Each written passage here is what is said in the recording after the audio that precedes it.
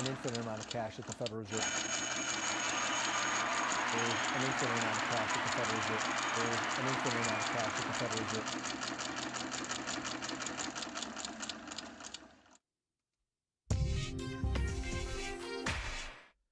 Good morning, Bitcoin. Today is Sunday, June 7th, 2020. My name is Thomas Hunt, and this is the World Crypto Network. The price of Bitcoin is down 1.75% in the last 24 hours, with a last of 9,489, a high of 9,722, and a low of 9,393. That's $1 for 10,539 Satoshis. Volume was a little low for a Sunday, with around 3,357 Bitcoins changing hands. The market continues to lean margin long, with 86% of the market heading that direction. Bitcoin dominance was at 65.59%. Give everyone a chance to like the show and to join the stream. Here's a reading from Hunter S. Thompson. Let's see. Fear and Loathing in Las Vegas. Chapter 12. Hellish Speed. Grappling with the California Highway Patrol. Mano a mano on Highway 61. Tuesday, 12:30 p.m. Baker, California. Into Ballantine Ale now, zombie drunk and nervous. I recognize the feeling. Let's see, skipping ahead. About 5 miles back, I had a brush with the CHP. Not stopped or pulled over. Nothing routine. I always drive properly. A bit fast, perhaps, but always with consummate skill and a natural feel for the road that even cops recognize. No cop was ever born who isn't a sucker for a finely executed high-speed control drift all the way around one of those cloverleaf freeway interchanges. Few people understand the psychology of dealing with a highway traffic cop. Your normal speeder will panic and immediately pull over to the side when he sees the big red light behind him. And then he will start apologizing, begging for mercy. This is wrong. It arouses contempt in the cop heart. The thing to do, when you're running along about 100 or so and you suddenly find a red flashing CHP tracker on your trail, what you want to do then is accelerate. Never pull over with the first siren haul. Mash it down and make the bastard chase you at speeds up to 120 all the way to the next exit. He will follow, but he won't know what to make of your blinker signal that says you're about to turn right. This is to let him know you're looking for a proper place to pull off and talk. Keep signaling and hope for an on-ramp, one of those uphill side loops with a sign saying max speed 25. And the trick, at this point, is to suddenly leave the freeway and take him into that chute at no less than 100 miles an hour. He will lock his brakes about the same time you lock yours, but it'll take him a moment to realize he's about to make a 180-degree turn at this speed. But you will be ready for it, braced for the G's and the fast heel-toe work. And with any luck at all, you will have come to a complete stop off the road at the top of the turn, and he will be standing beside your automobile by the time he catches up. He will not be reasonable at first, but no matter. Let him calm down. He will want the first word. Let him have it. His brain will be in a turmoil. He may even be jabbering or even pull his gun. Let him rewind. Keep smiling. The idea is to show him that you are always in total control of yourself and your vehicle, while he lost control of everything. It helps to have a police or press badge in your wallet when he calms down enough to ask for your license. I had one of these, but I also had a can of Budweiser in my hand. Until that moment, I was totally unaware that I was holding it. I felt totally on top of the situation, but when I looked down and saw that little red-silver evidence bomb in my hand, I knew I was fucked. Speeding is one thing, but drunk driving is quite another. The cop seemed to grasp this, that I'd blown my whole performance by forgetting the beer can. His face relaxed. He actually smiled. So did I, because we both understood in that moment that my Thunder Road moonshine bomber act had been totally wasted. We had both scared the piss out of ourselves for nothing at all, because the fact of this beer can in my hand made any argument about speeding beside the point. He accepted my open wallet with his left hand, then extended his right towards the beer can. "Could I have that?" he asked. "Why not?" I said. He took it, then held it between us and poured the beer out onto the road. I smiled, no longer caring. "It was getting warm anyway," I said. Just behind me, on the back seat of the Shark, I could see about 10 cans of hot Budweiser and a dozen or so grapefruits. I'd forgotten all about them, but now they were too obvious for either one of us to ignore. My guilt was so gross and overwhelming that explanations were useless. The cop understood this. "You realize," he said, "that it's a crime to—" "Yeah," I said. "I know, I'm guilty. I understand that. I knew it was a crime, but I did it anyway," I shrugged. "Shit, why argue? I'm a fucking criminal." "That's a strange attitude," he said. I stared at him, seeing for the first time that I was dealing with a bright-eyed young sport, around 30, who was apparently enjoying his work. "You know," he said, "I get the feeling you could use a nap." He nodded. "There's a rest area up ahead. Why don't you pull over and sleep for a few hours?" I instantly understood what he was telling me, but for some insane reason I shook my head. "A nap won't help," I said. "I've been awake for too long, 3 or 4 nights, I can't remember. If I go to sleep now, I'm dead for 20 hours. Good God, I thought. What have I said? This bastard is trying to be human. He could take me straight to jail, but he's telling me to take a fucking nap. For Christ's sakes, agree with him. Yes, officer, of course I'll take advantage of that rest area, and I can't tell you how grateful I am for this break you want to give me. But no. Here I was insisting that if he turned me loose, I would boom straight ahead for L.A., which was true. But why say it? Why push him?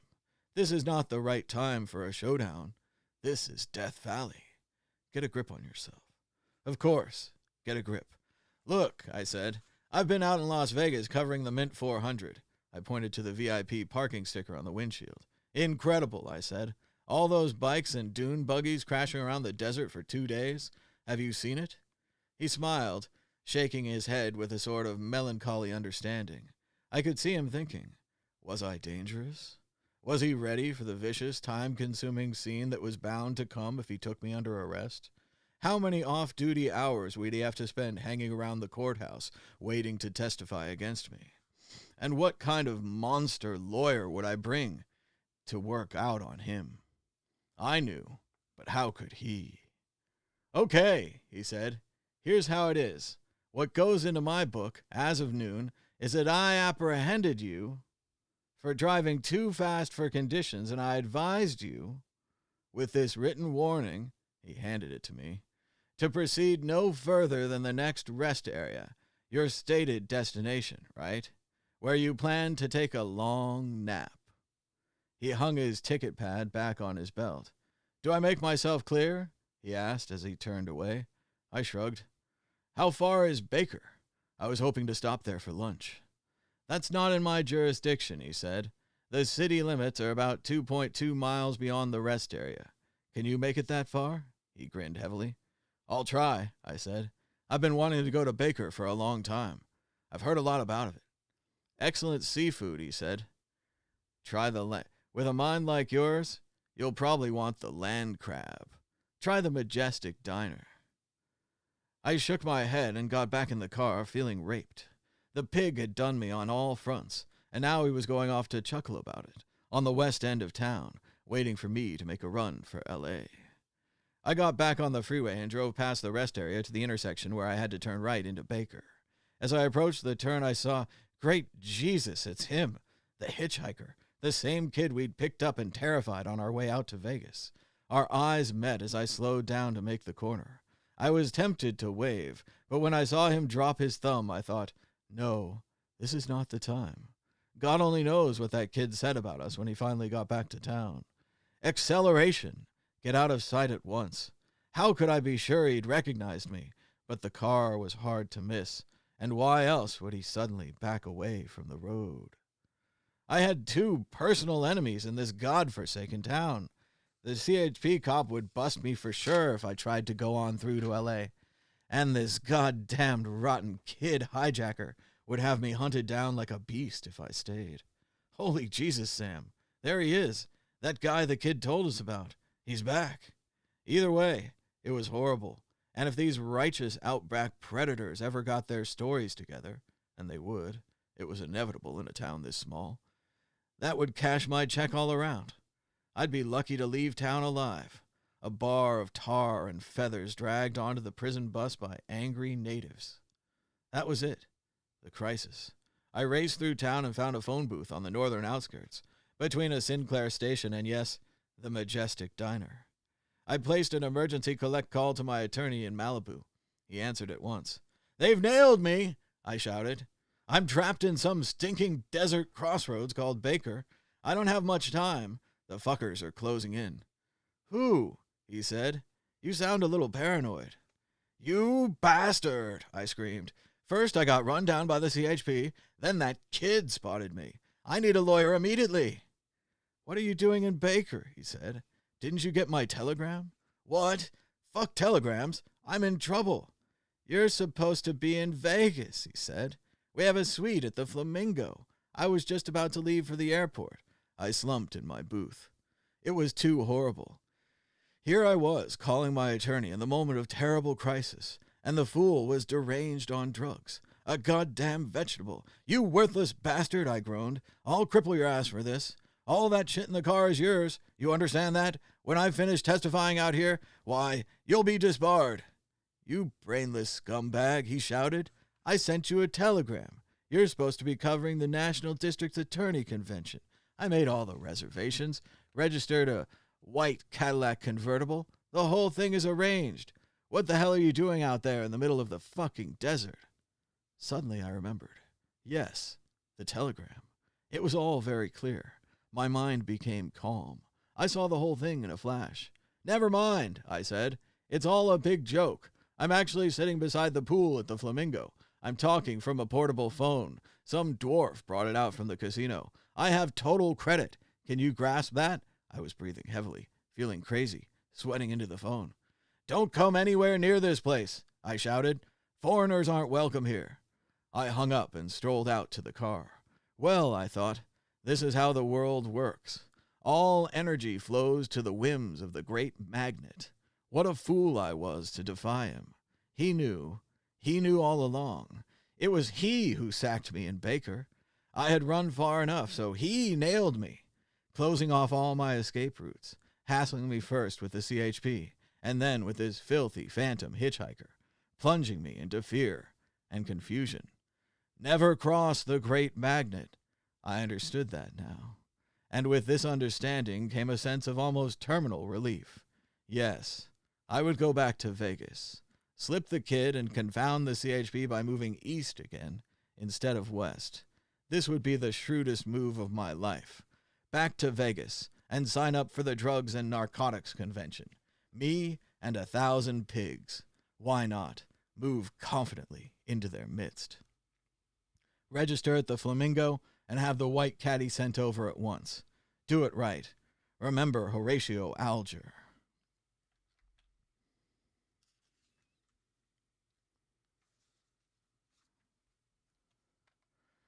I looked across the road and saw a huge red sign that said beer. Wonderful. I left the shark by the phone booth and reeled across the highway into the hardware barn. A Jew leaned up from a pile of sprockets and asked me what I wanted. "Ballantine Ale," I said. "A very mystic long shot, unknown between Newark and San Francisco." He served it up, ice cold. I relaxed. Suddenly, everything was going right. I was finally getting the breaks. The bartender approached me with a smile. "Where you heading, young man?" "Las Vegas," I said. He smiled. "A great town, that Vegas. You'll have good luck there. You're the type." "I know," I said. "I'm a triple Scorpio." He seemed pleased. "That's a fine combination," he said. "You can't lose." I laughed. "Don't worry," I said. "I'm actually the district attorney from Ignato County. Just another good American like yourself. His smile disappeared. But did he understand? I couldn't be sure. But that hardly mattered now. I was going back to Vegas. I had no choice.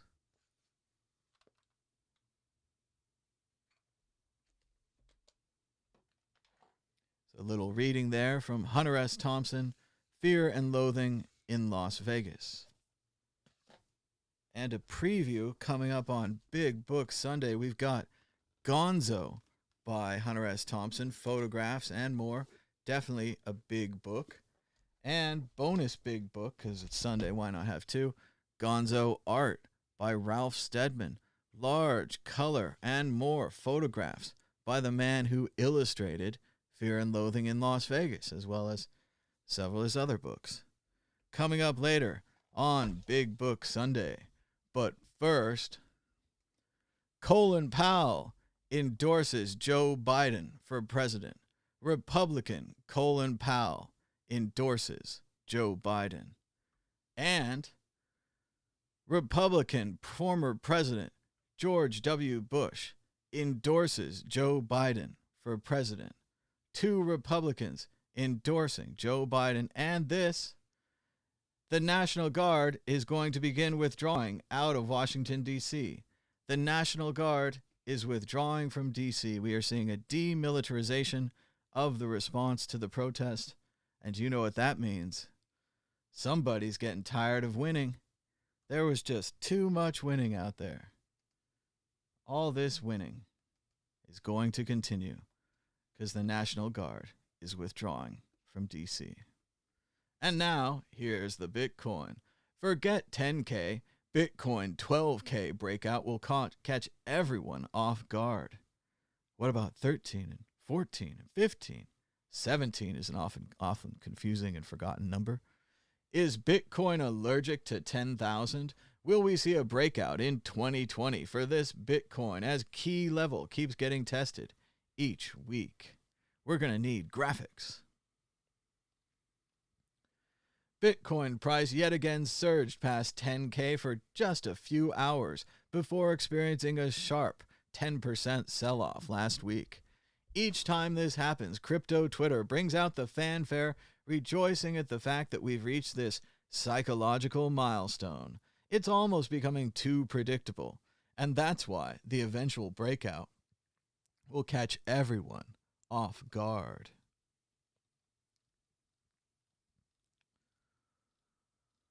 Order book, Fibonacci's, weekly ascending channels, 4-hour charts, bullish scenario, and bearish scenario. Let's go bullish scenario. Lastly, on the hourly chart, we have the price trending downwards with the MACD trending upwards, which signals bullish diversion, meaning that an upside is to be expected. As such, the bullish scenario of extending downwards towards the first key resistance of 10,500 looks likely in the short term. Finally, breaking out from this level would put 12K firmly within reach before experiencing heavy overhead resistance at 13,900. And now the opposite, bearish scenario. The first sign of trouble for Bitcoin would be losing 9250. From here, 9,000 would be the last safe level of support before cascading down to sub 8,000 levels, a scenario which I personally think is unlikely, according to the author. He must have one of those magic 8 balls. Bitcoin's average transaction fees fall by 83% from post-halving high. As always, the fee problem works itself out, almost just like a market. The Escobars believe they've found the real Satoshi. Meet Yatsuka Nakamoto, drug runner for Pablo Escobar, brother of Dorian Nakamoto, and possibly the real creator of Bitcoin. This is very weird. A new theory regarding the true identity of anonymous Bitcoin creator Satoshi Nakamoto has emerged from an extremely unlikely source. Enter the Escobar family and their story about Yatsuka Nakamoto. The story goes like this. Yatsuka Nakamoto was a high-ranking engineer for Pacific West Airlines who worked for Colombian drug lord Pablo Escobar, smuggling drugs into the U.S. from South America. Yatsuka disappeared completely from public view in 1992 after surviving an assassination attempt by his former employer. He then surfaced years later to create according to what? He then resurfaced years later to create and launch Bitcoin. He is also supposedly the brother of Dorian Satoshi Nakamoto. Based upon what? Okay. At least that's the story told to Cointelegraph by Olaf Gustafsson, CEO of Escobar Incorporated, the multinational holding company associated with the Colombian drug lord Pablo Escobar. Gustafsson is the 27-year-old Swedish entrepreneur who started his first business at age 13. By the time he was 21, he had become CEO of the Escobar's multinational conglomerate based in Medellin, Colombia. Why are we hearing this story now? Yes, I'm wondering too. In a recent phone call with Cointelegraph, Gustafsson, the right-hand man to Pablo's brother Robert, relayed this fantastical version of events in an effort, he says, to silence some of the furor created by self-proclaimed Satoshi Nakamoto, Craig S. Wright. Oh, here he is with a AK-47. There you go.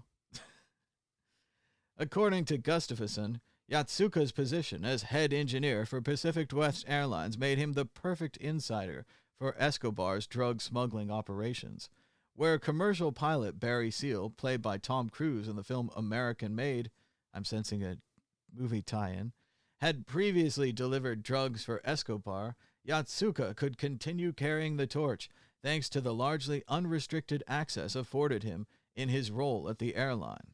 Gustafsson goes on to claim that Yatsuka's experience with microprocessors and semiconductors supplied him with a base of technical knowledge that he would need to later apply to the world's first cryptocurrency.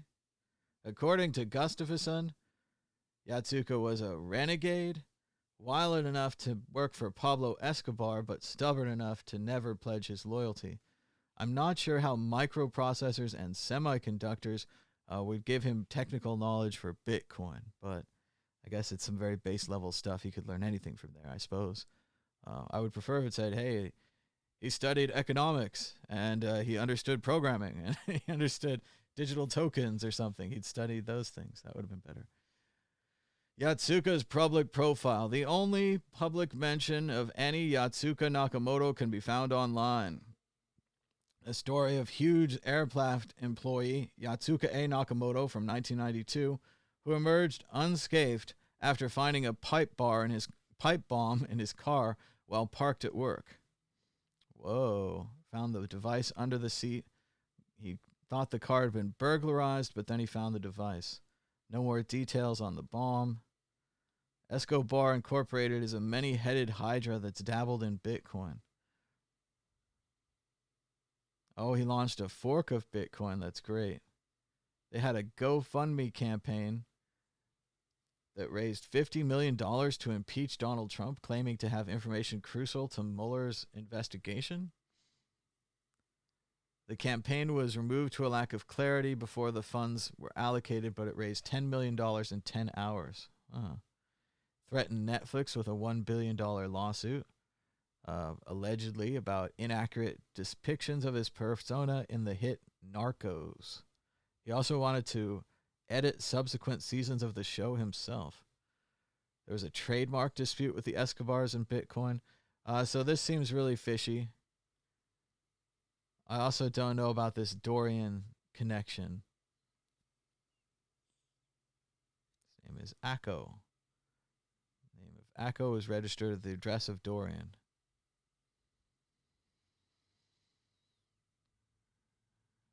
And they think he's dead too. Bitcoin was one of his final acts before passing away in the early 2010s.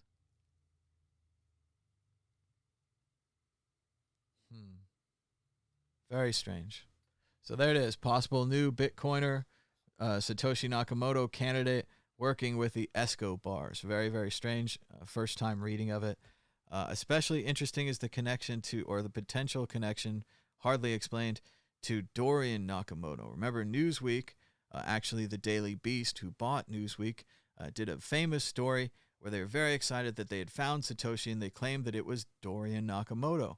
They never seemed to have any good evidence. The only evidence they were going on, as it turned out, was she had asked him directly, and it sounded like he was tired of talking to her, and he had agreed just to get away from the woman. So later on, he denied it all and took the media for a free lunch. But for him to be somehow connected to this other Nakamoto means that maybe Newsweek did something smarter than just asking him if he was Satoshi. If only that were true, that would be a big link for this story. Because I don't think that's true, because I don't think Newsweek did anything smarter than just asking people from the phone book if they were Satoshi, I don't think this is true either. I think that that false link paints the whole rest of this bad, as well as the fact that the Escobar company, whatever it is, clearly wants to be involved in Bitcoin, and having this story is good for them. I do agree, like he said, that it's a great idea to distract from Craig Wright with this story, but I don't think that makes the story any more true. Let me know in the comments, what do you think? Is the Escobar's engineer really Satoshi Nakamoto? And who do you think Satoshi is? Find out soon. Meanwhile, the price of Bitcoin was down 1.87% in the last 24 hours, with a last of 9,482, a high of 9,722, and a low of 9,393. That's $1 for 10,546 Satoshis. Volume's a little high for a weekend, with 3,389 Bitcoins trading hands, higher than the usual 2,000 that we would see on weekends. The market continues to lean margin long, with 86% of the market heading that direction, and Bitcoin dominance is at 65.58%. But first, Gonzo art. Let's take a look at this. There's a random big one here. I don't know what it is. I can't see it. It's like some monsters eating food, stuffing the food into their mouths. Here's a strange one. Looks like maybe from the Curse of Lono, maybe an outtake. Looks like all the natives there in Hawaii getting ready to attack and eat Thompson or Cook. Monstrous, chaotic figures here from Stedman. Truly horrifying.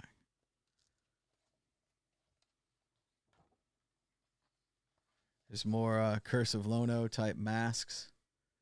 You can see there.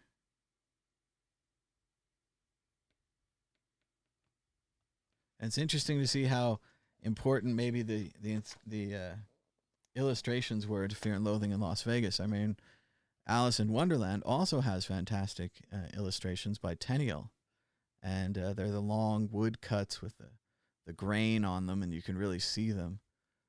But in the same way, maybe this book, having the pictures, having a visual imagery to it. I was reading, even from my fancy National Library version of the Fear and Loathing, it has a bunch of spots all over the text that make it hard to read, as if blood was purposefully, or not purposefully, but blood was spilled on the document. So the book itself has some character to it. It reminds me of Tom Robbins' fantastic Still Life with Woodpecker, which part of it he writes on a typewriter, and then part of it is handwritten. And it's all part of the narrative. It's all part of the story. Like these monsters. I'd like to find the one of the... oh, there we go. There's some classic Fear and Loathing. I'm sure you've seen this a lot on movie covers and posters and book covers and such. Different versions. They like to do different versions of book covers to try to sell some more books. And movies too, I've noticed. At first they'd go back to the poster. Sorry, mate, just routine, nothing personal. They'd go back to the poster, but now they do close-ups of the actors' faces are the most popular. They have to make sideways movie posters for different views on Netflix, different views on other streaming services. The poster, again, just like all art kind of these days, it's something to get you to click on, right? Click on the poster, watch the movie, read the description. Netflix already started playing the movie. I turned that off, though. Yep, you can turn off the Netflix autoplay thing. It's pretty incredible. Here's more from the Kentucky Derby is decadent and depraved. Let's see if we can fix the focus there. Focus, please. Anyway, there's some crazy horses. Looks pretty good. You can see what's going on. I don't know. Or you can't. There goes that focus again. Great job, computer. Come on. There it is. So there's Ralph Steadman from the book Gonzo Art. Gonzo the Art by Ralph Steadman. So on Big Book Sunday, and this is a big book cleanser. This is a clearer to get all the news, or well, to get all the Bitcoin news out of your head so you're ready for the real news and the horror.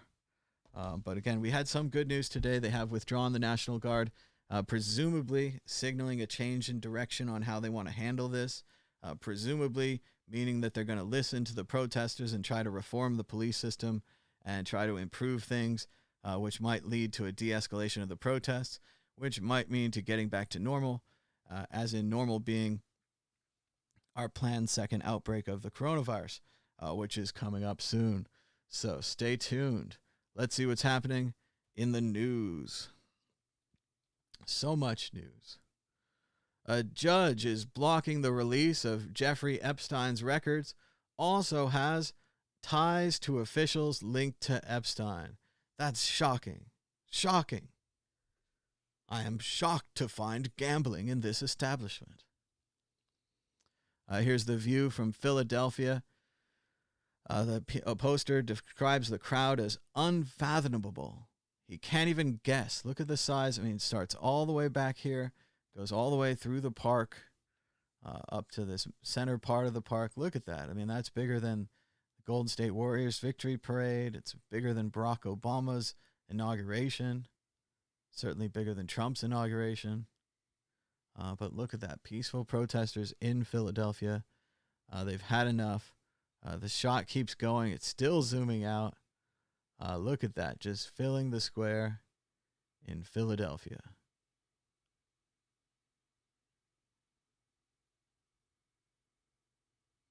Not bad, huh? Not bad at all. Raw Story writes, "We are witnessing the birth of a movement and the downfall of a president." Shout out to Ben right here on the World Crypto Network.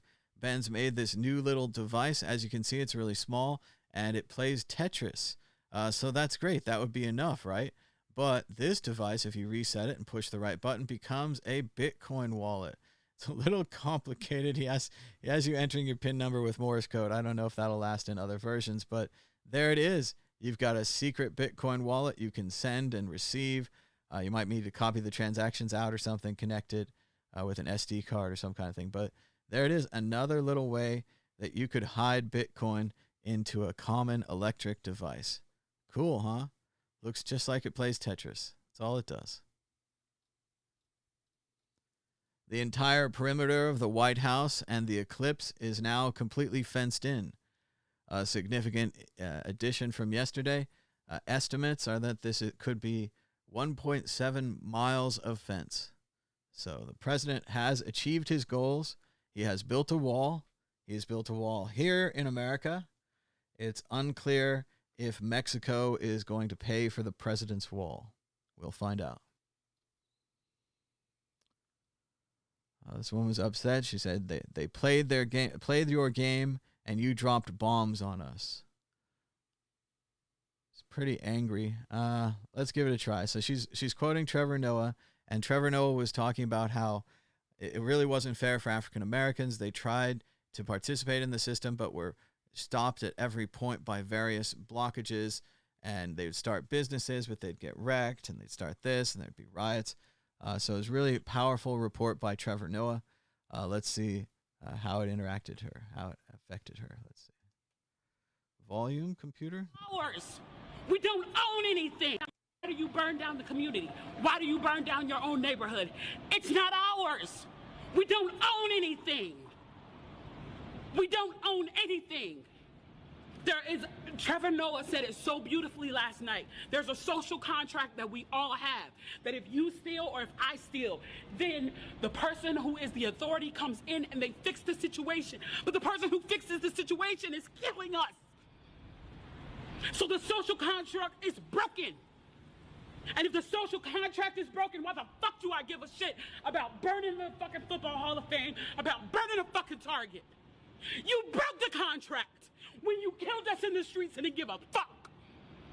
You broke the contract when for 400 years we played your game and built your wealth. You broke the contract when we built our wealth again on our own, by our bootstraps in Tulsa, and you dropped bombs on us. When we built it in Rosewood and you came in and you slaughtered us. You broke the contract, so fuck your Target. Fuck your Hall of Fame. As far as I'm concerned, they could burn this bitch to the ground. And it still wouldn't be enough. And they are lucky that what black people are looking for is equality and not revenge.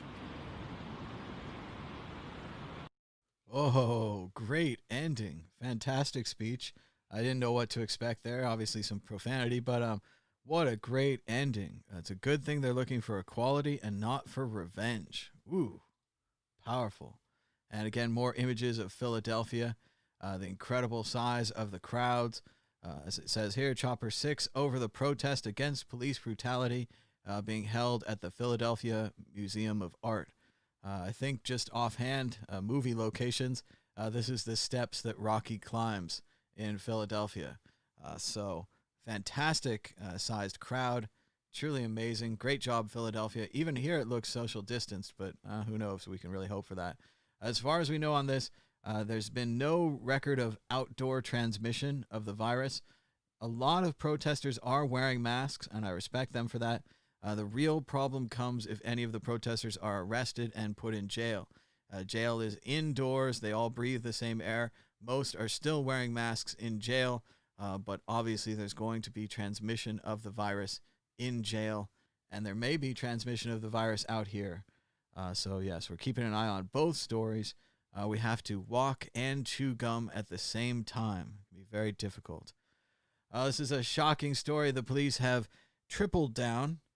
They previously doubled down. So initially we had the report where the officers who pushed down the 75-year-old man in Buffalo were suspended without pay. Right? Good thing. Suspended without pay. Maybe fired would have been just as good, right? But the other officers on that emergency response team were so offended that these officers were being punished for hurting an old man and then not giving him first aid right away and just being callous assholes, that they all quit the emergency response task force. So this must have been like a volunteer thing you can do. Like if you want to be a really good cop, you can volunteer to go beat people up. But they all quit. But they're still working. They're still paid by the police. So don't worry.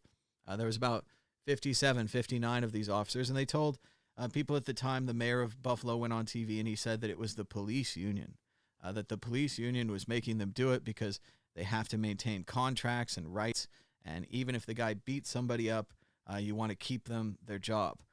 So that was one thing when the police did it. But now here's those same officers cheering and applauding for the officers who knocked down the 75-year-old man as they're let out of prison. Let's go all the way here for Twitter video. Have a special tab, and here we go, full screen.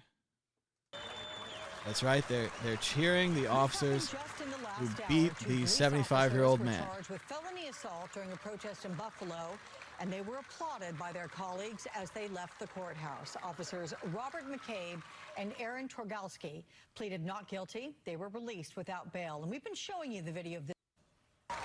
So this right here is a mistake. This happened. This is, they went too far. You see right here it says AIU. He's a union man right there, likely. I don't know for sure, but just guessing. And yeah, you can't do this. They're on the wrong side here, and they've doubled and tripled down. So really all Buffalo has left is to fire all of these officers. They all have to go. They don't understand, like the lady said previously, that we have a social contract. And when they knock people down, when they put their knee on someone's neck until they die for 8 minutes and 46 seconds, whatever it is, they violate that contract. Clearly a violation. And if the contract's violated, then we can't do the community policing where, you know, he's the guy from Mayberry, Andy, and he comes in, you're like, hey, Andy, how you doing? And he's like, oh, I'm doing fine, Tom. Things are great here in town.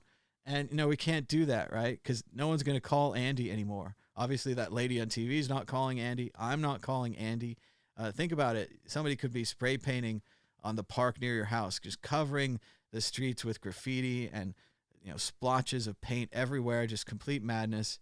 You call the police on them, the police show up, and they murder those kids. The murder is now on your hands. So you can't call the police. The contract's broken. They're a military group now, and they're applauding the officers who knocked down the 75-year-old man, which the entire country just finished watching on TV all day.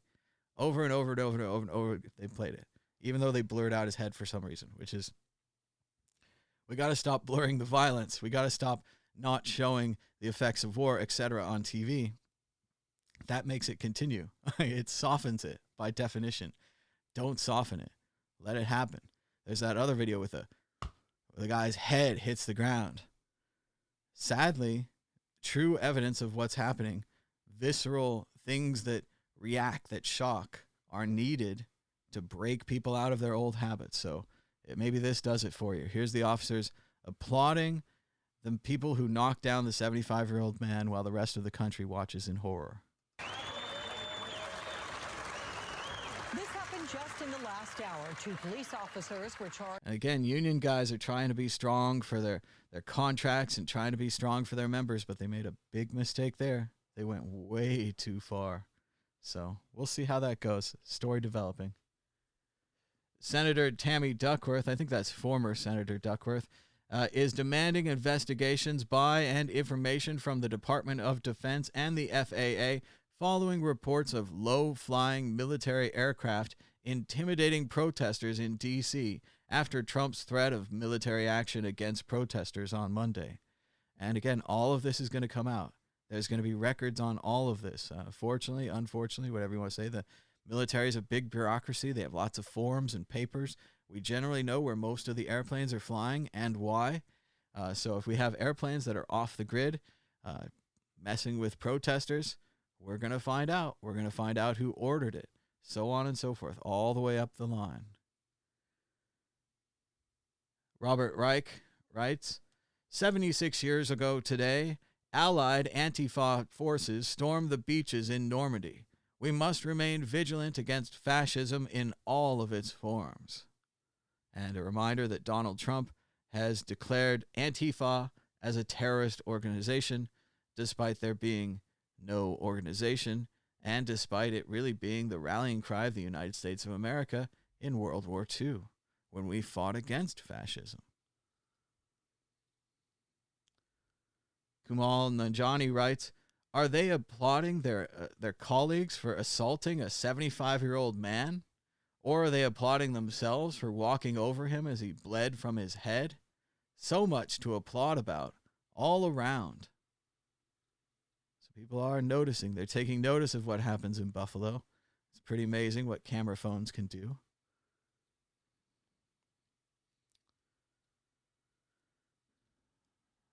Awful new polling for Trump.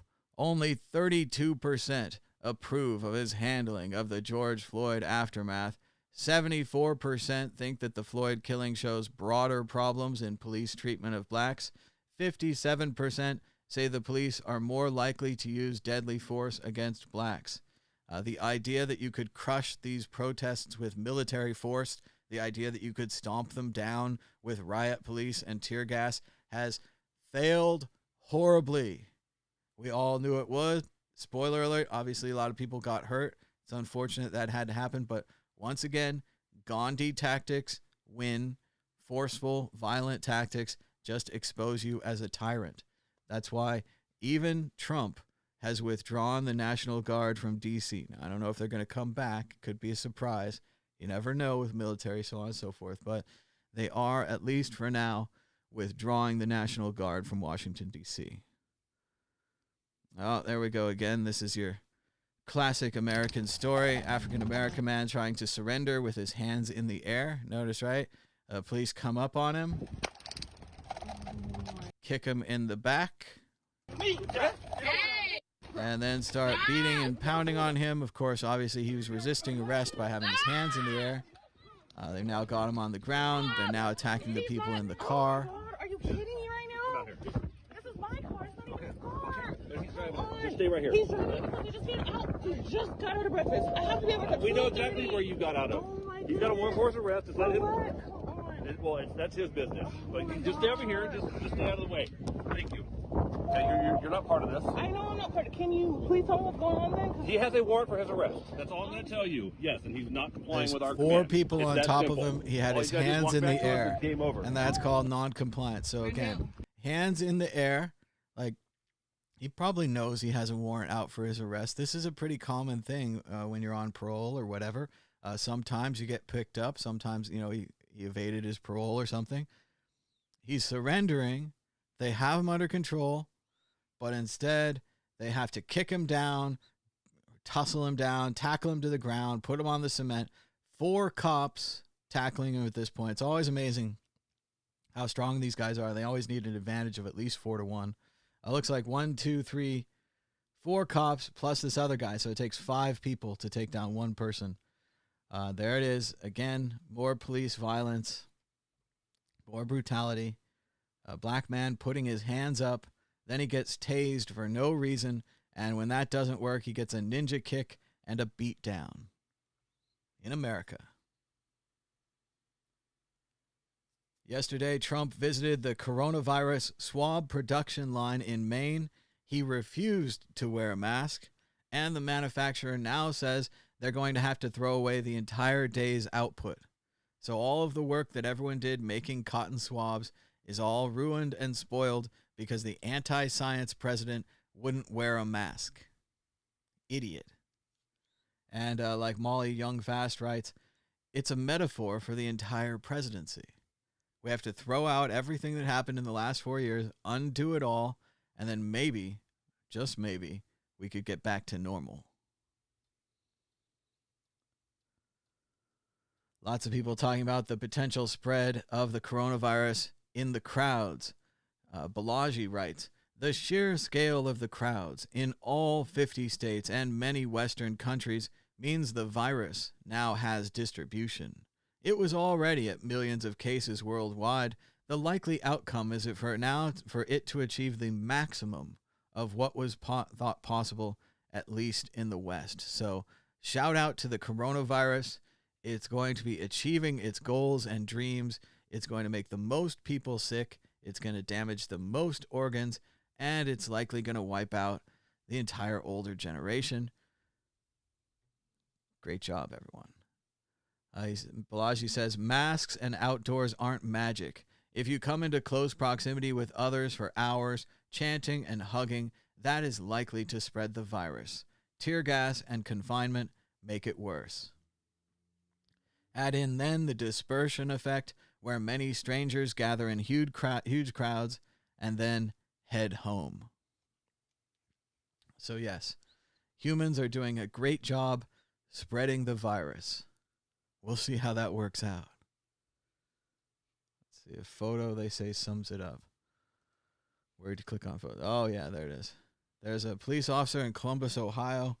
Looks like he's bear macing a black man at close range.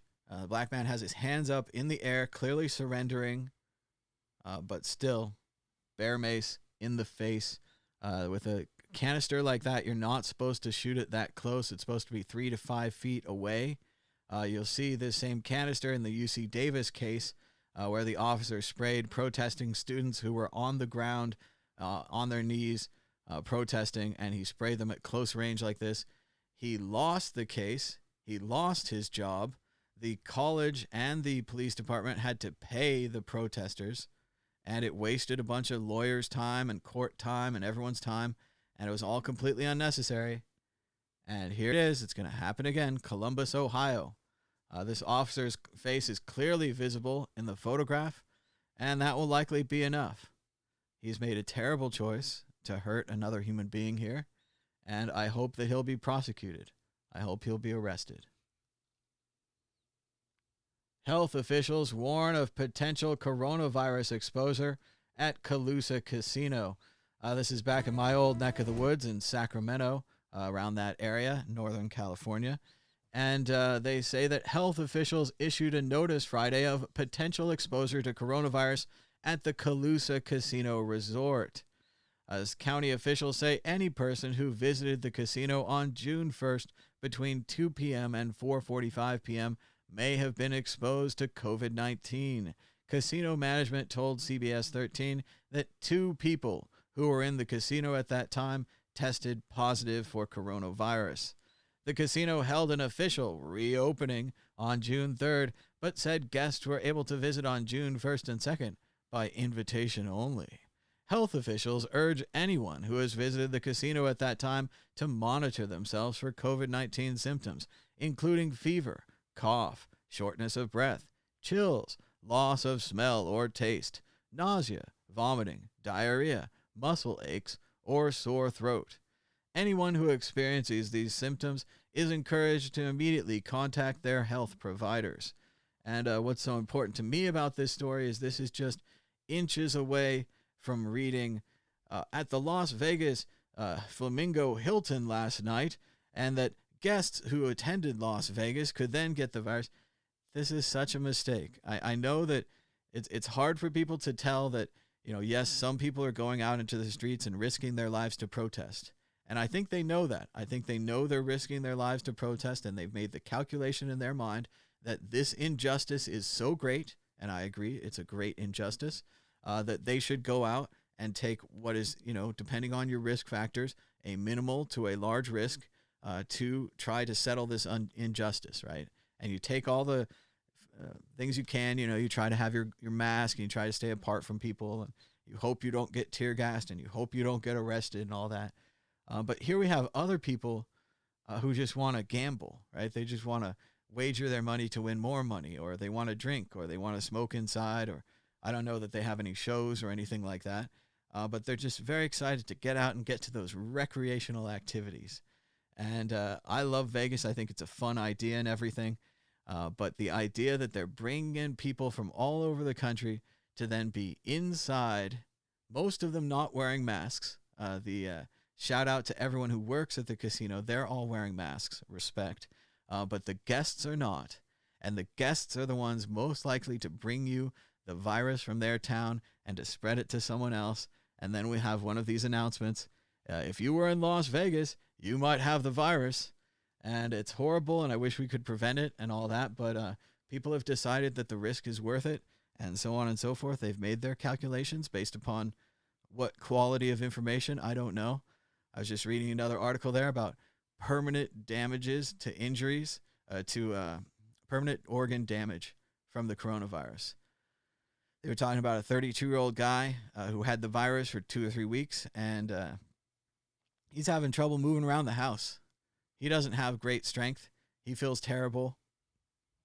I'd talked before of people who used to be marathon runners. Now they can barely breathe. Like, it's a pretty rough virus if it kills old people. There's nothing to say that it does nothing to young people. I don't know how that idea got out there. It's a wonderful fantasy that you have. But if you think about it, if the virus is bad enough that it'll take out an old person, what'll it do to a young person? If it's a 10 to an old, maybe it's a 7 to young, or a 5. So that would be half. So you could have half of your lung capacity. You could have half of your ability to breathe. You could have half of your stomach function. Seems like a pretty big risk. I just learned how to cut my hair at home, right? Just shave that sucker. That'll work. More bad news from New York City, at least according to physics.org. They say that New York police will apparently, allegedly, use the LRAD device, the long-range acoustic device, if protesters go near bridges, as if the protesters could damage the bridge. Reminder that LRADs are capable of permanently damaging your hearing. So again, this is the famed sonic weapon, the noise cannon. Not like the Golden Gate Bridge, but actually on purpose, focused sonic weaponry to be tested on the American people. That's great. Sign up. Jess Dweck writes, still thinking about how people were saying, it's not all cops. Then literally all cops in Buffalo were like, no, it's all of us. And I totally agree. I think it's a horrible idea for the Buffalo police to resign from that committee. Then an even worse idea to go and applaud the guys publicly when they come back. You know the media was standing behind you. You could have had a private meeting inside. You could have all shown up to a bar and it would just be a surprise. But you did it outside, you did it publicly, and you did it to shove it in the faces of everyone else that we can get away with smashing a 75-year-old guy, laugh about it, clap about it, bring our families to it.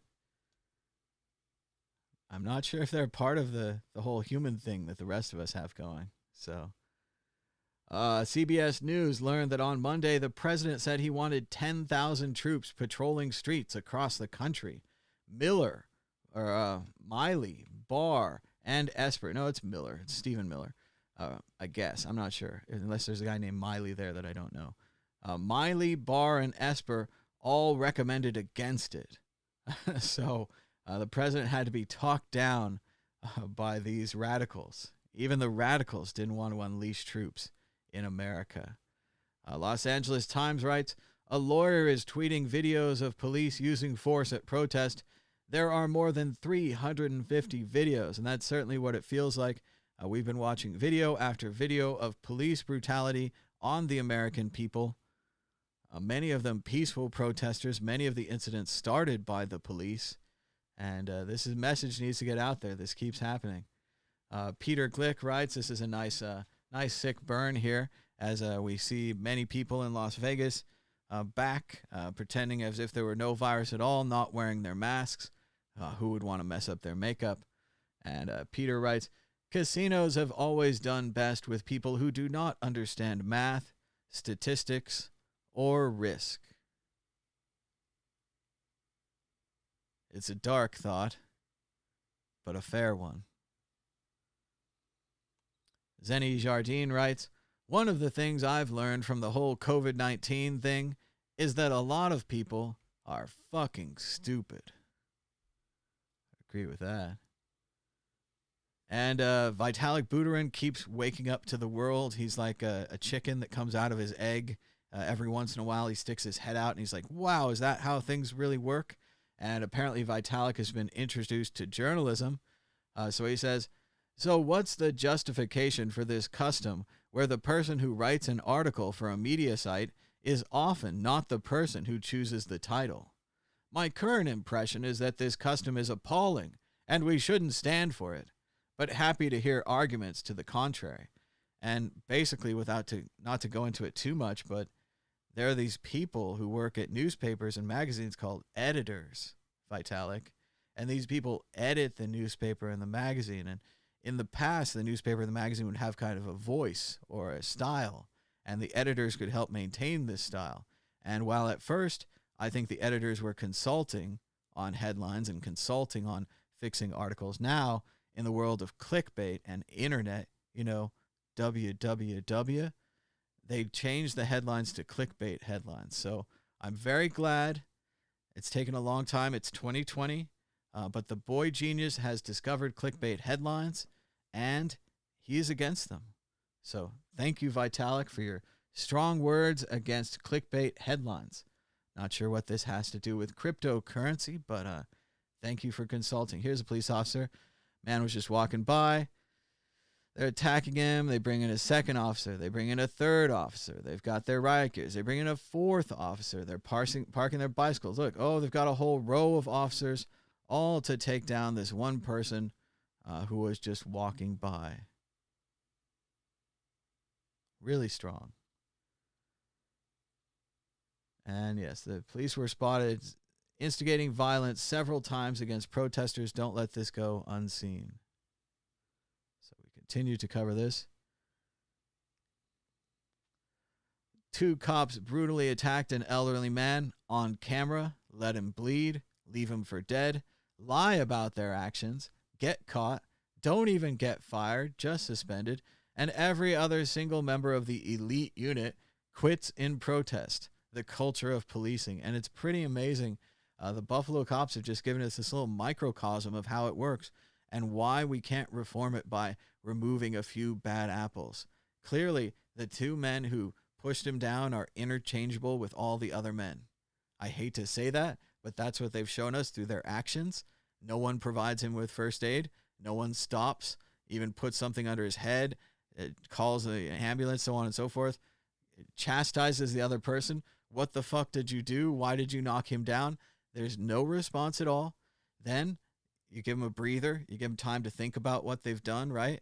And they come back with this police union response that we're all quitting the elite team.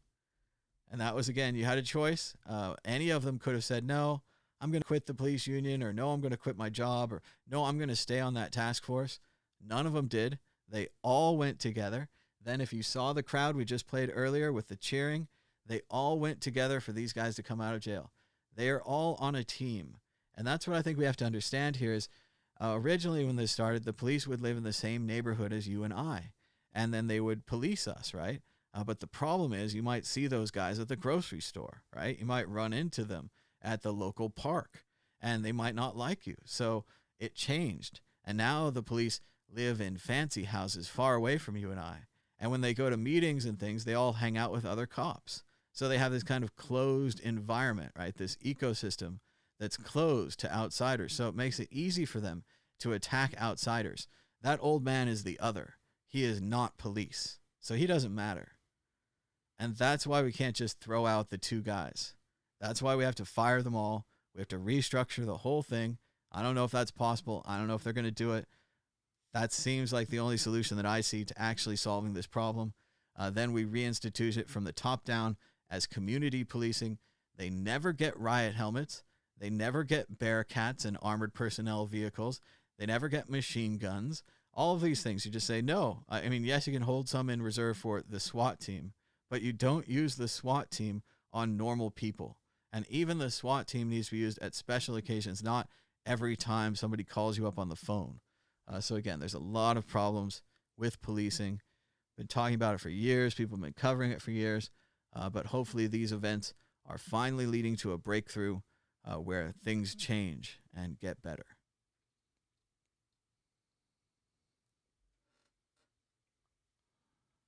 Protesters in Seattle ordered to disperse as the police move in.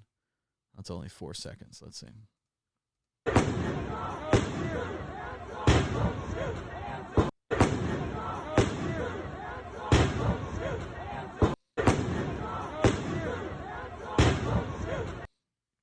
Again, who brought all these weapons? Was it the protesters?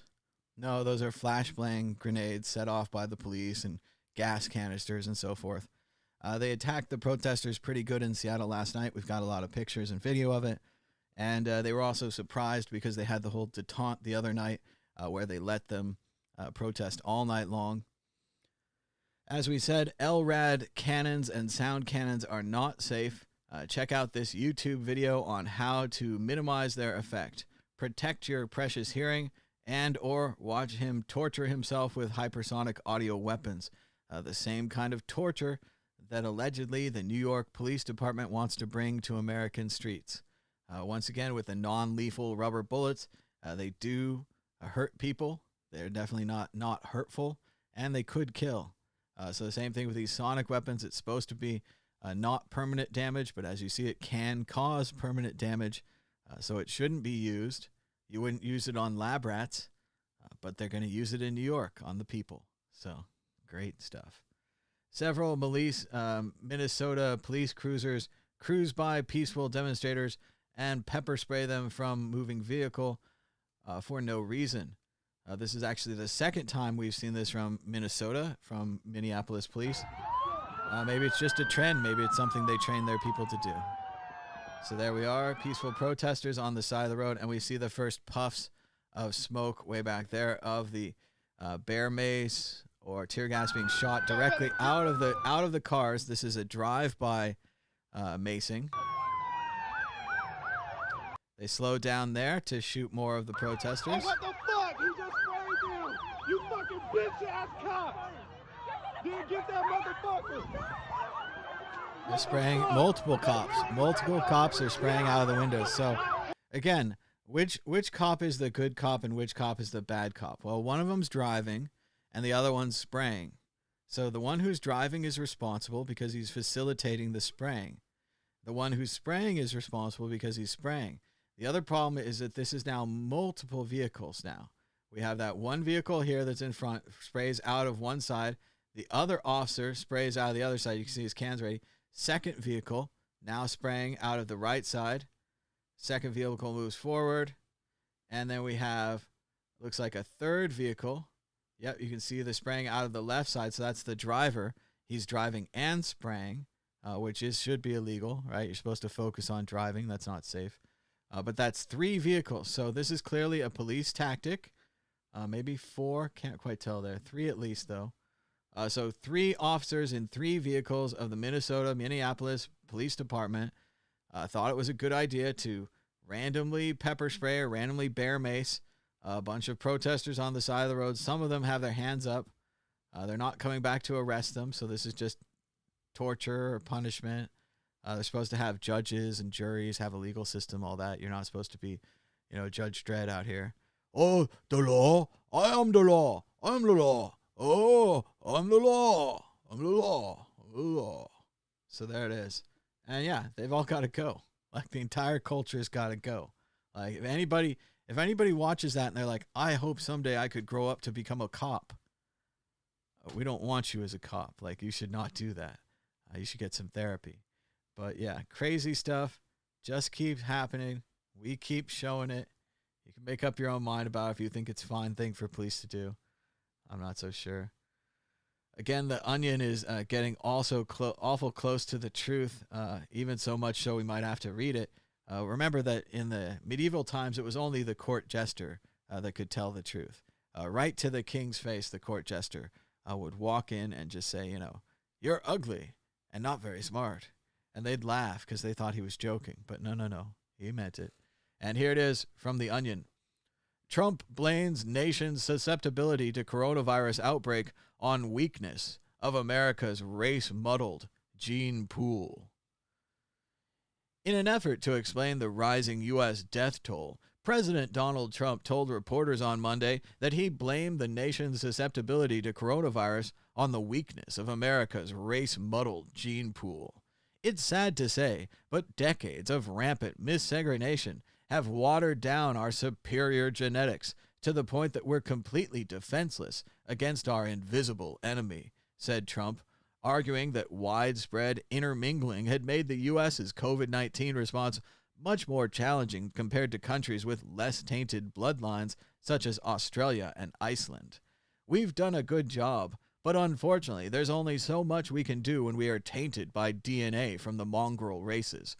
Folks, I've been saying it for years. The moment we got rid of the one-drop rule, we signed our own death warrants. Trump went on to call for all full-blooded Aryans to donate plasma in an effort to help return America to its racially pure heyday. And that's a stunning article, isn't it? They really go... I mean, if you're a fan of the president, and maybe you are in the chat, they go lower than anyone could ever go, right? They're accusing him not only of being a racist, but being a public racist and a eugenicist, right? He believes against the mixing of races. He's got these 1800s type ideas, right? These very old ideas. And yet the Onion doesn't just write the headline. They write the whole paragraph. They go story level. There's one more level they could have gone, 3 or 4 paragraphs, comments of different people. They didn't go that far, but whew, they went far. And it doesn't sound that far off, does it? It does. It sounds like something he'd say in private, not in public. Shout out again to Ben, the fantastic BTC IoT tutorial. You can watch that right here on the World Crypto Network. Learn how to make your own Bitcoin hardware wallet. I saw people in the comments not really understanding it. Sure, you could buy a Trezor or Ledger, one of those. But if you wanted to make your own, have another as a backup, and maybe have a fun way to carry around Bitcoin, and no one will ever know it because it looks like a little video game. Very cool stuff that Ben's doing with Bitcoin and the Lightning Network. right here on the World Crypto Network. So check that out. I remember yesterday they declared that the street leading to the White House, 16th Street, I think it was, is now Black Lives Matter Plaza. Well, the protesters thought that was a little not enough. So they wrote on the street, defund the police, attempting to focus the movement on a doable goal, on action. So now we have a new slogan, Black Lives Matter. They certainly do. But now, because Black Lives Matter, because all the horrible things we've seen in the street with protesters being beaten, journalists being beaten, lots of innocent people of various races and backgrounds and colors and creeds and everything and religions and all these things, all being beaten by the same people. It's really funny. You go out there, you can't find that many cases of the protesters attacking other protesters. Certainly they've stopped some looters. They've pointed them out. They stopped that guy who was smashing up the curb to make it into rocks so you could throw them and hurt people and break businesses. But it always seems to be the police attacking the protesters. So maybe we should defund the police. I'm reminded of a great scene in Rick and Morty where Rick is going to destroy the entire galaxy. And he gets in there and he changes the value of their currency from 1 to 0. And then it cuts to the president's office. And the guy says, oh, well, at the military, we could get out there and bust some heads and restore order if you pay us.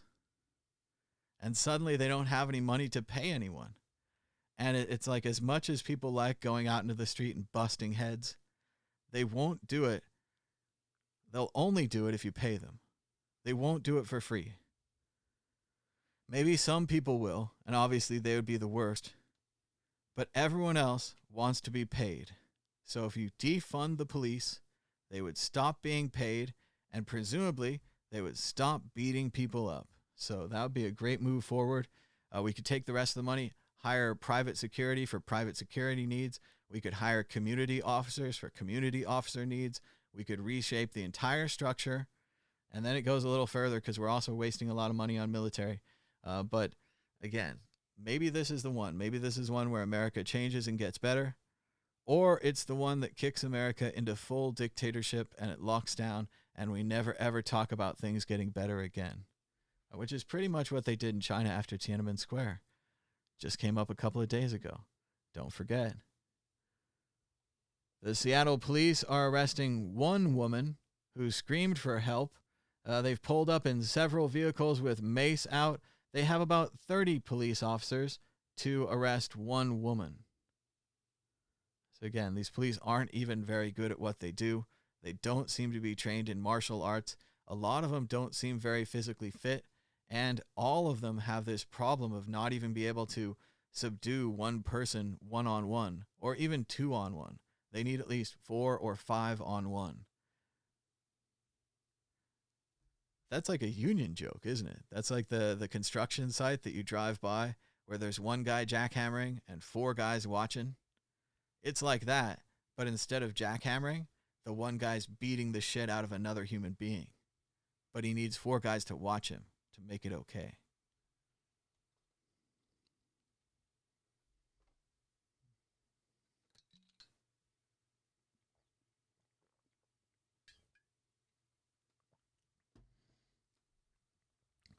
Balaji is really going back to the basics here.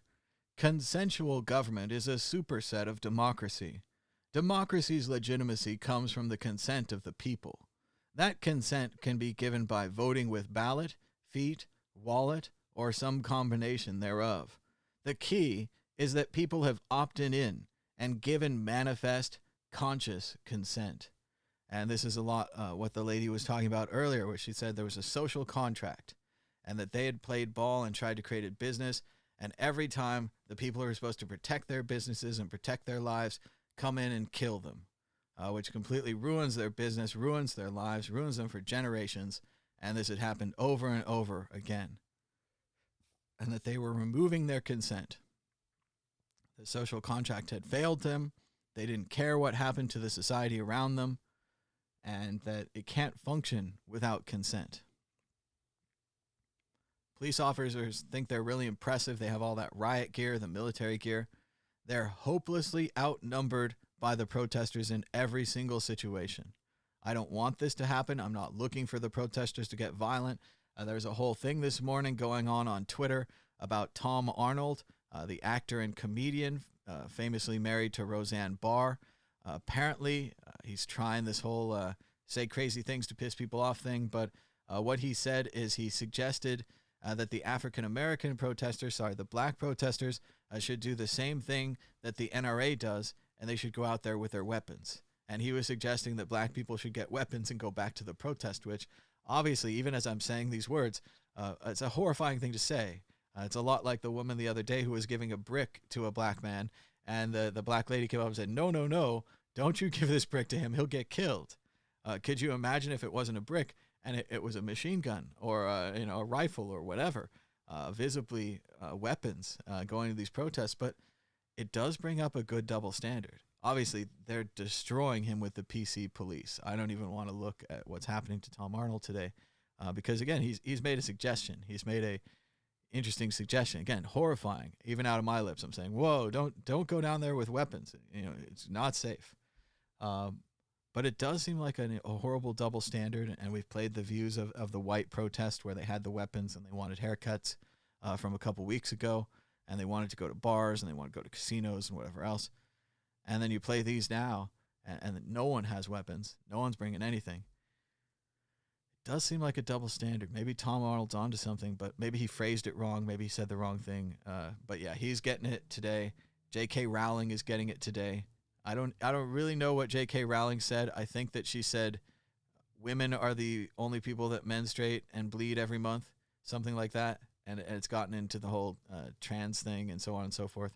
But yeah, J.K. Rowling is in a lot of trouble again, which is funny because she was messing with us Bitcoiners a while ago, and it seems like she's found a much, much, much bigger hornet's nest to put her hands in now.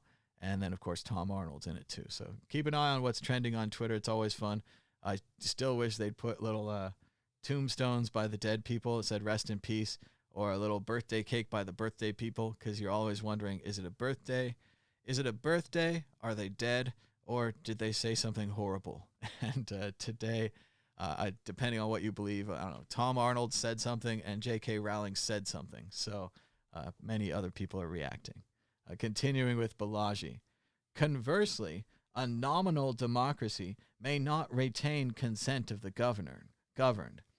If you could somehow carry out a representative poll of Democratic People's Republic of Korea, those who weren't brainwashed may want to leave.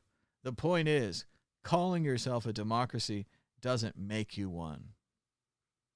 It's the consent of the people. Just like we've been talking about here for a couple of days, how you can't police a group without their consent. You go in to police two fighting families. Neither of the families trust the police. Neither of the families go to the police. The fight escalates and escalates and escalates.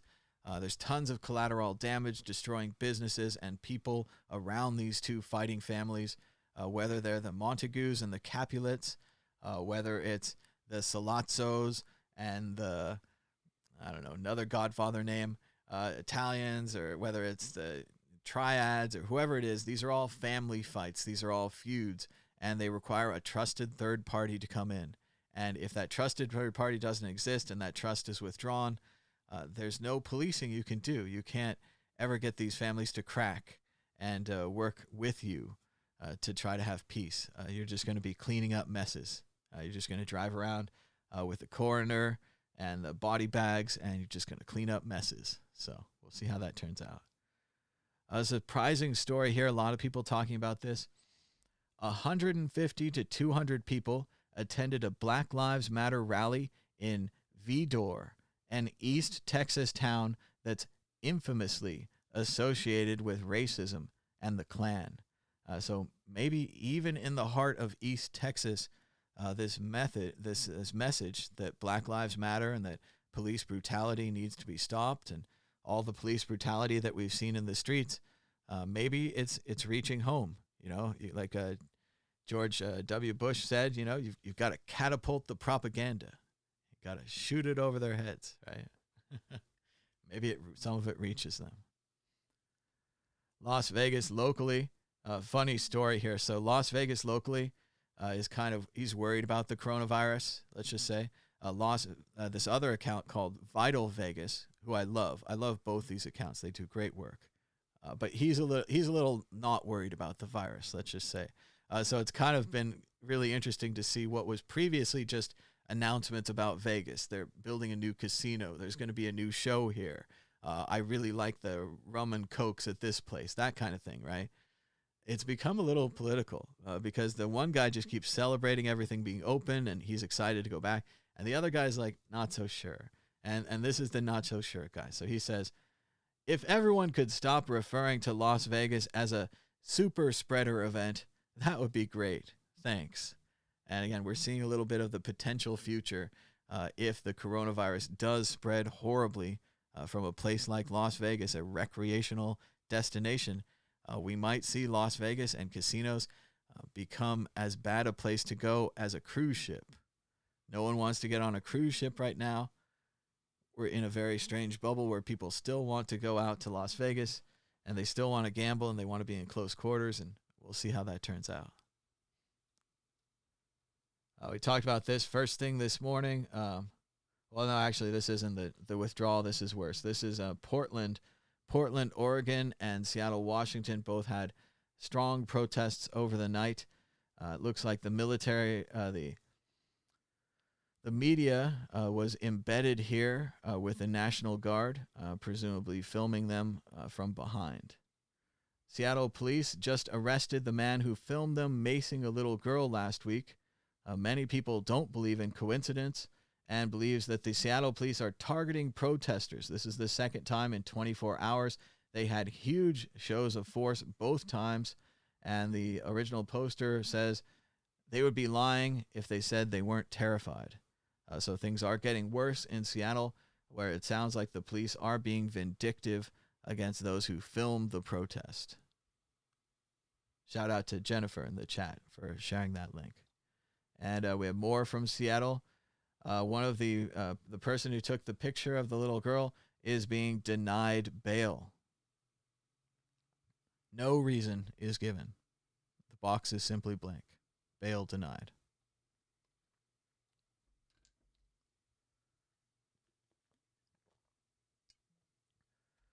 More military leaders continue to stand out against Trump.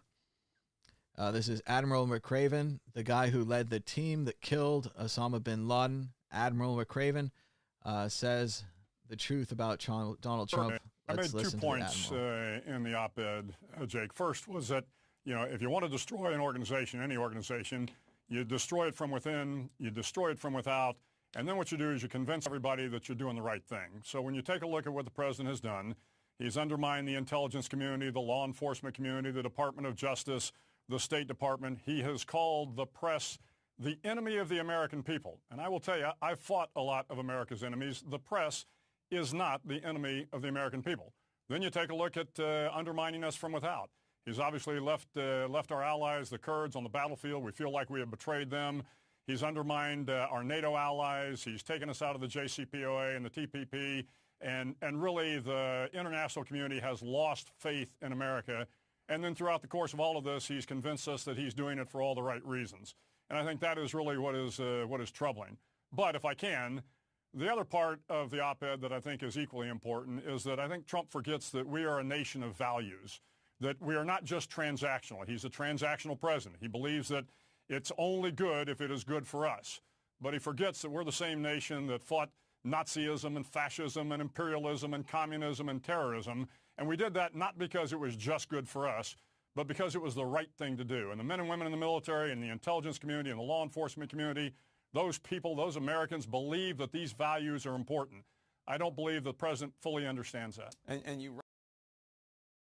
They did it not just because it was good for them, but because it was the right thing to do.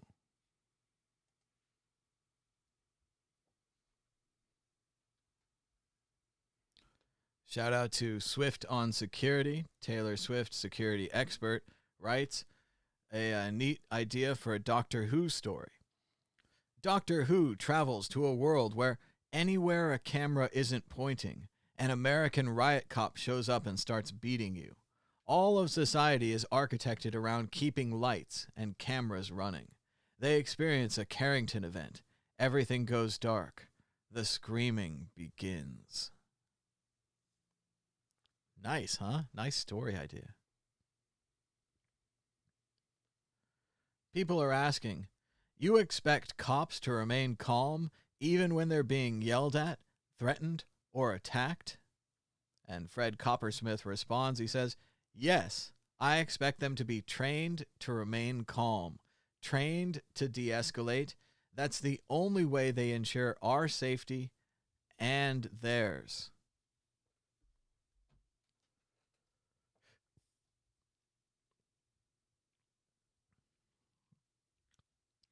We have a video of the police officers in Seattle arresting Evan Hara, who took the video of the 9-year-old girl that they maced yesterday.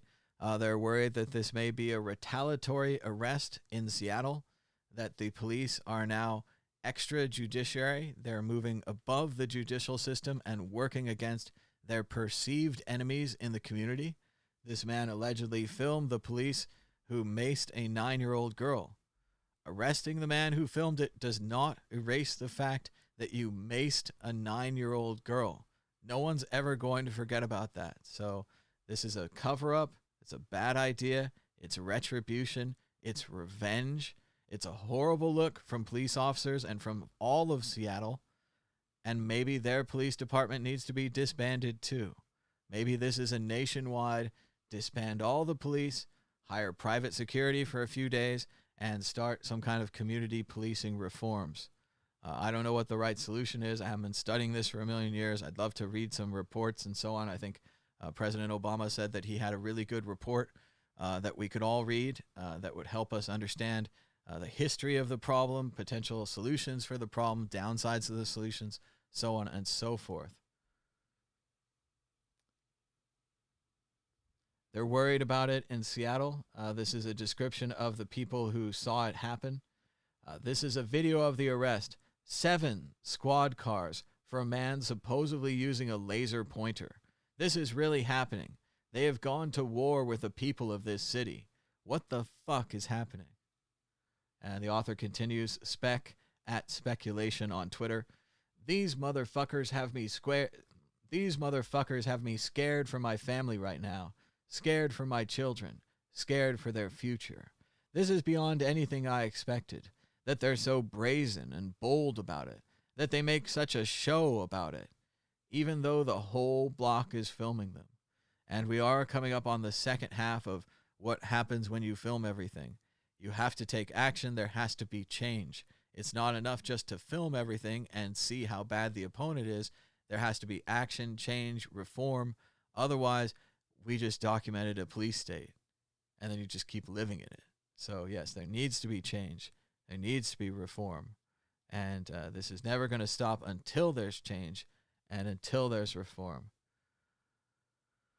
Not sure if we can really see it, but the Seattle Police Department is dragging a mother out of her car while her 9-year-old is in the back seat. The officer says she has multiple counts of assaulting an officer, saying that they assaulted an officer at the protest a couple of days ago. So this is now a second report of police in Seattle seeking revenge on protesters.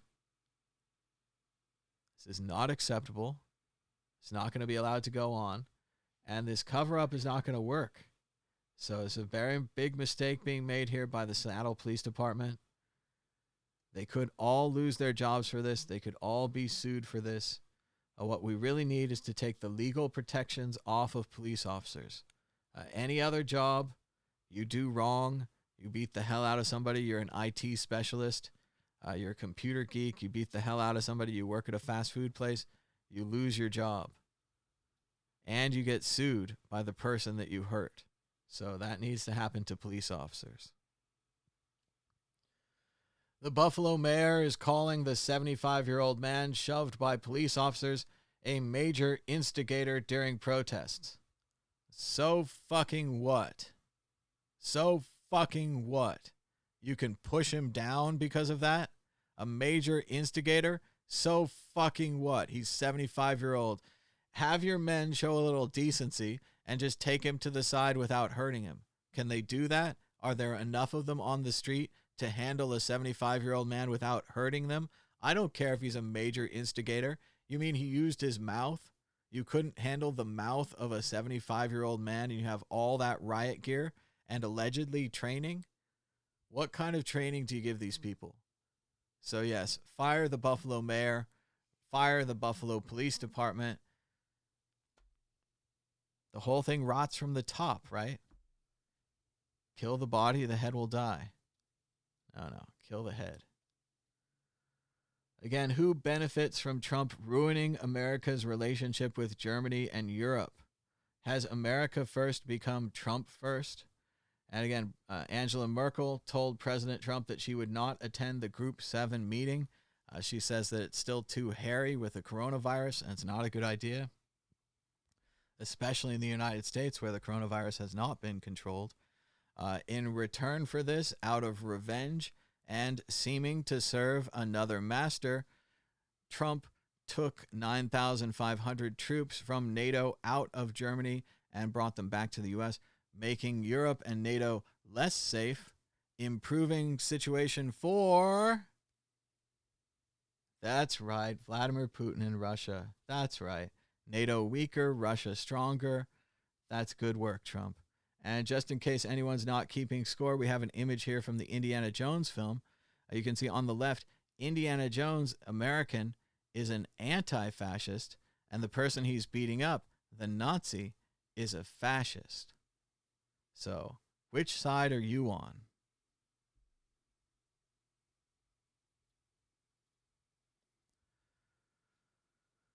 This was fantastic. Ivanka Trump put out another tone-deaf speech. A very strange speech, very strange jewelry choices, background, everything about it is odd.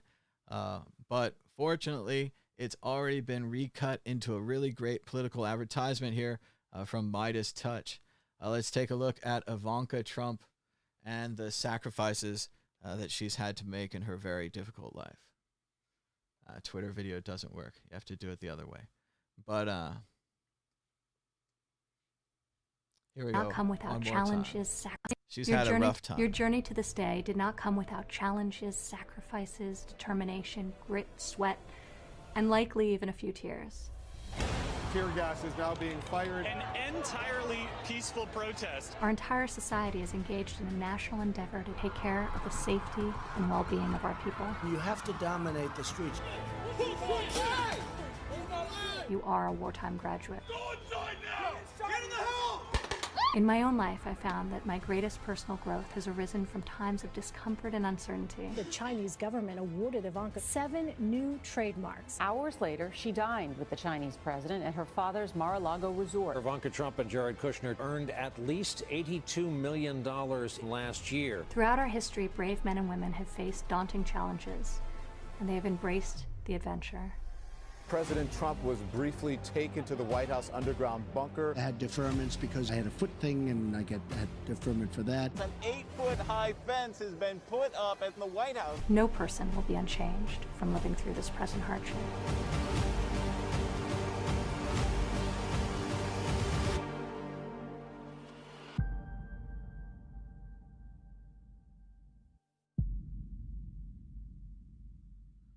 Powerful commercial from Midas Touch, really taking the tone-deaf Ivanka statement and turning it into ammunition to unseat Trump. Bloomberg Opinion writes, around 40% of U.S. bars and restaurants will never reopen or will fail. So that's a lot of jobs. And there's no plan to fix this, no plan to restore them, no plan to help the restaurants come back, maybe to give them loans or anything like that. Congress has done nothing since the House passed the HEROES Act, and Mitch McConnell did nothing. Mitch McConnell in the Senate is blocking all bills from the House, ruining the way that American government works. More than 400 bills have not even been brought up in the Senate, not even debated, all blocked by one man, Mitch McConnell, the same person who stole the Supreme Court seat from President Obama and Merrick Garland.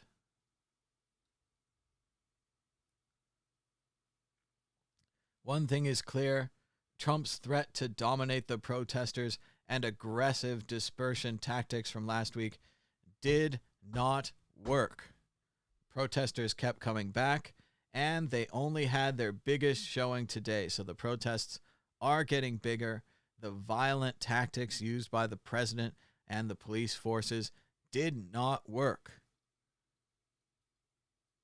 And now, former President George W. Bush will not support the re-election of Donald Trump. Colin Powell says he'll vote for Joe Biden. David Wallace Wells writes, watch out, we have normalized an once unthinkable level of dying. Matt Grossman says, if there is a second wave of COVID, I expect it will be much harder, if not impossible, to build and sustain political and public support for broad lockdowns. Efficacy and trust could fail, fatigue will be high, costs will be salient, and polarization could be even more immediate. So yes, the right thing to do when we have additional outbreaks is to stay home and not spread the virus, but many people are going to find it difficult to do the right thing because of political discussions and debates, and because they had to be locked down before, and it was so hard, and all these things. So they'd rather go out into the world, spread the virus, work on team virus, and try to kill more human beings. So it's up to you. Team virus, team human beings.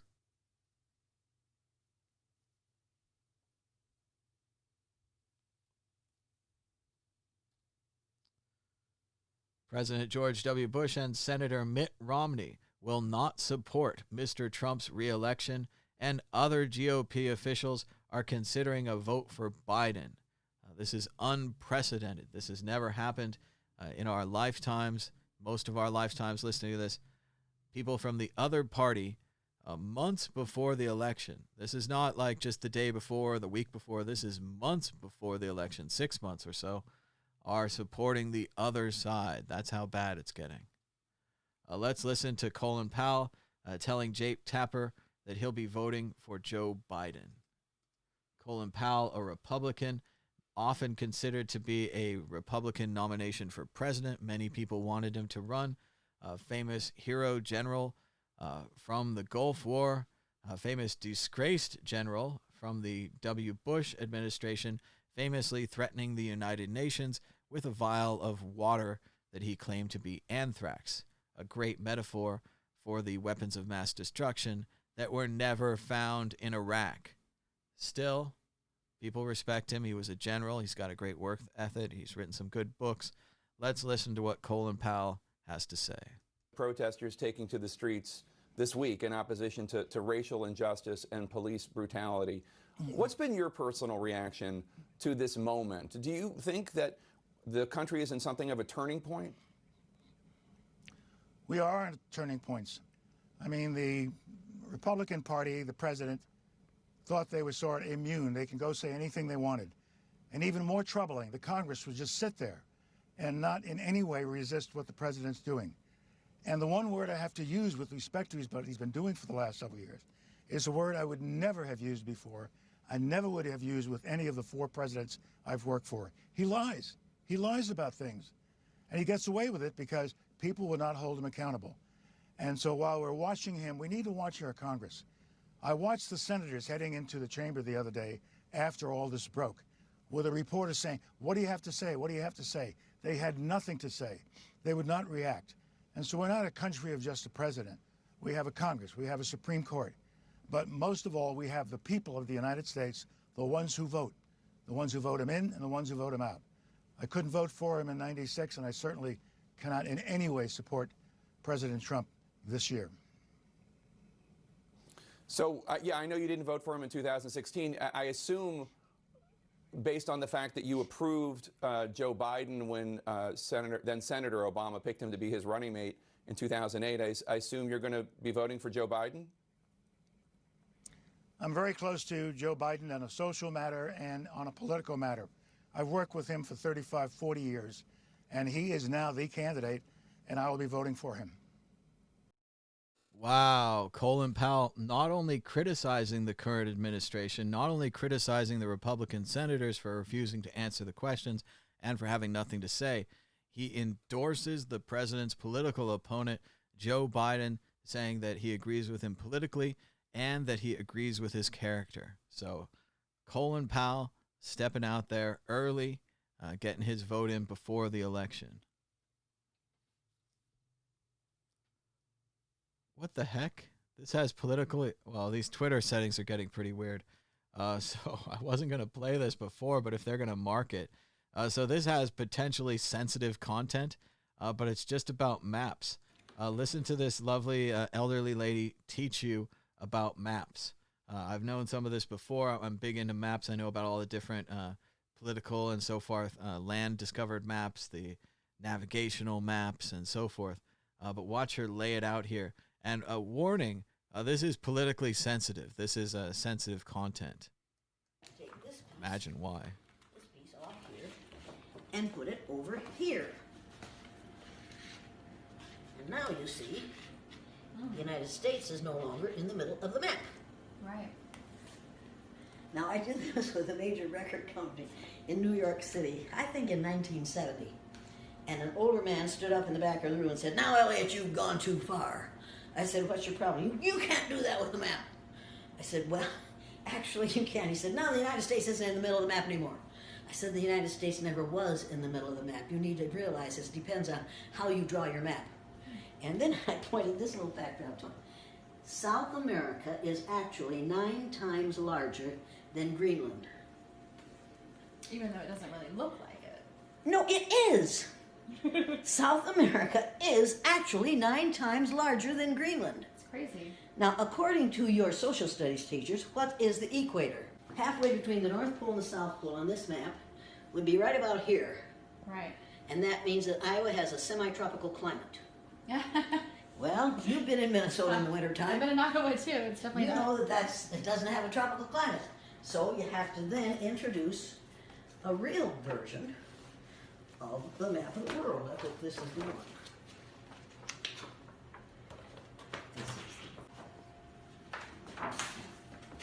That's very good. The Peters projection map.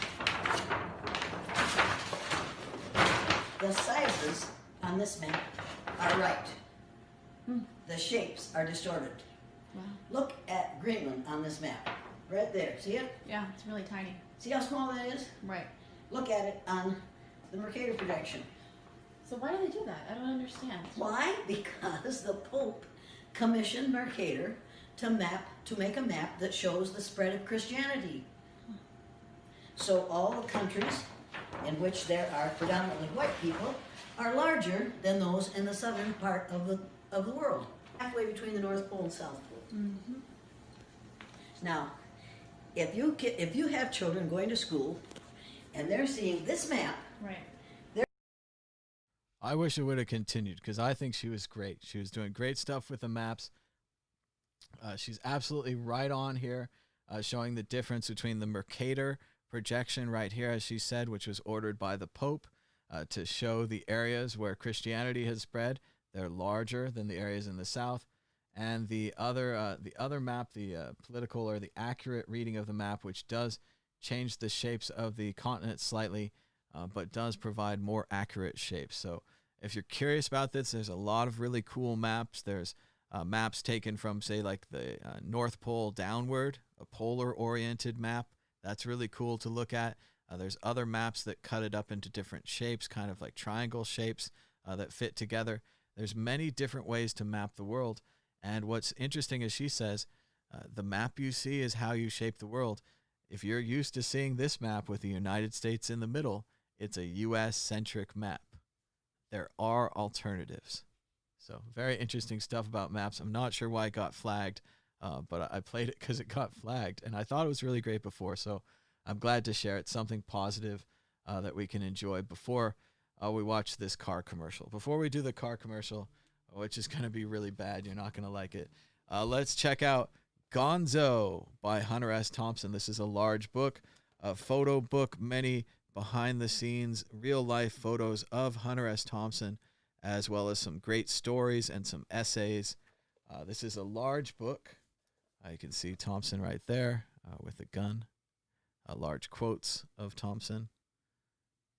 And very cool stuff. All about the author of Fear and Loathing in Las Vegas, who famously ran for sheriff in Denver. You can see him there with his head shaved bald, getting ready to run for sheriff on the Freak Power ticket. Here he is in one of the famous convertibles, probably.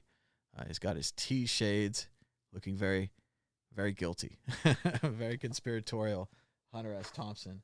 And here he is in the Curse of Lono, catching that big fish, the shark, or the swordfish there in Hawaii. Famous photo of the dock.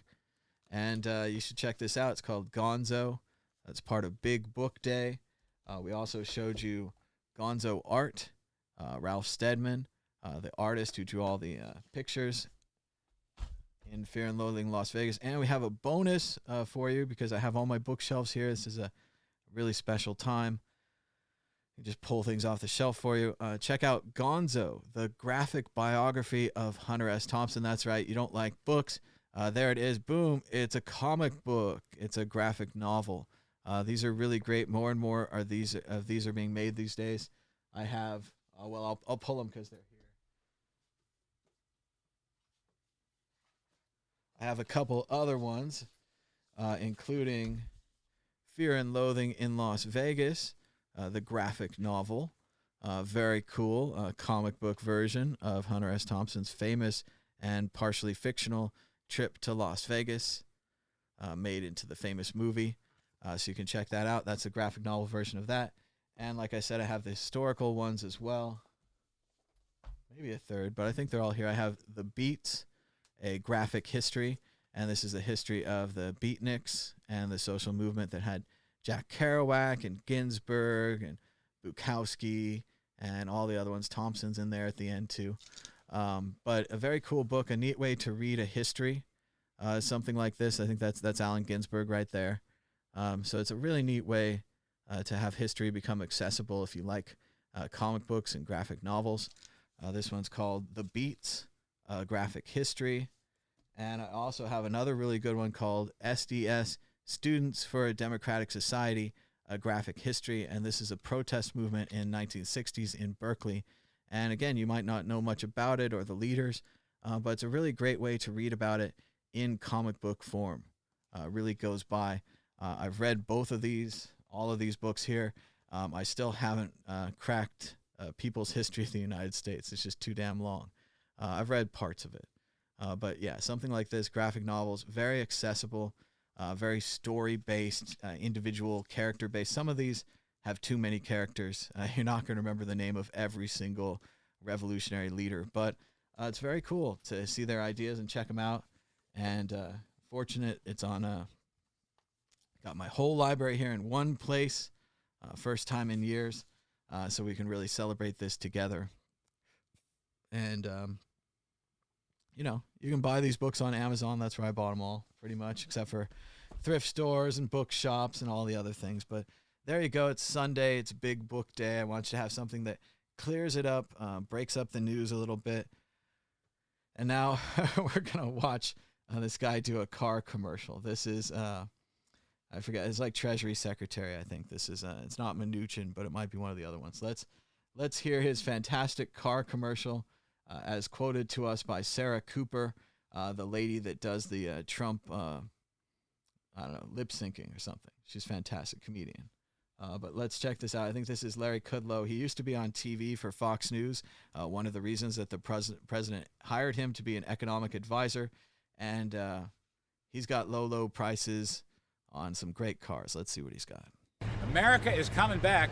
3 million new jobs, lower unemployment rate, furloughed temporary layoffs, going back to work, green shoots popping up everywhere, stocks are soaring, POTUS policies are working.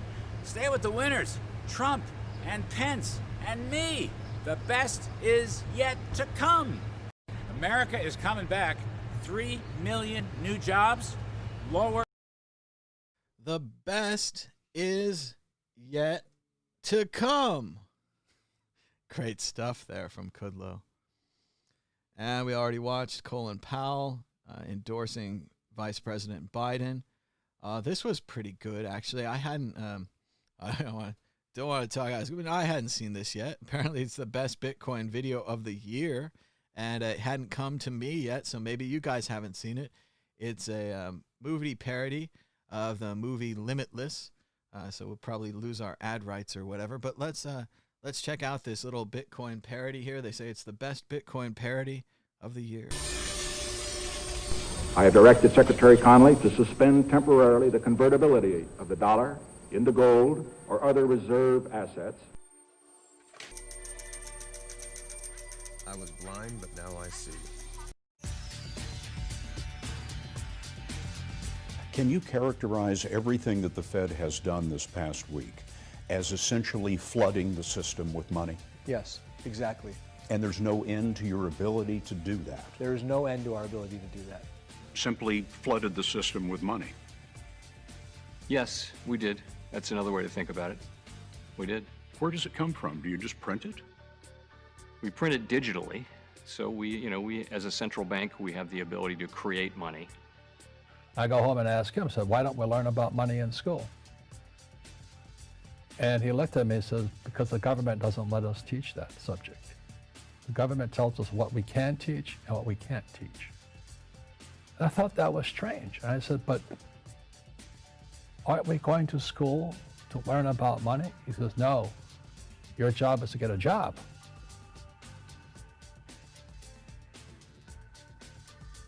Is well enough that the people of the nation do not understand our banking and monetary systems. For if they did, I believe there would be a revolution before tomorrow morning. Henry Ford, 1922.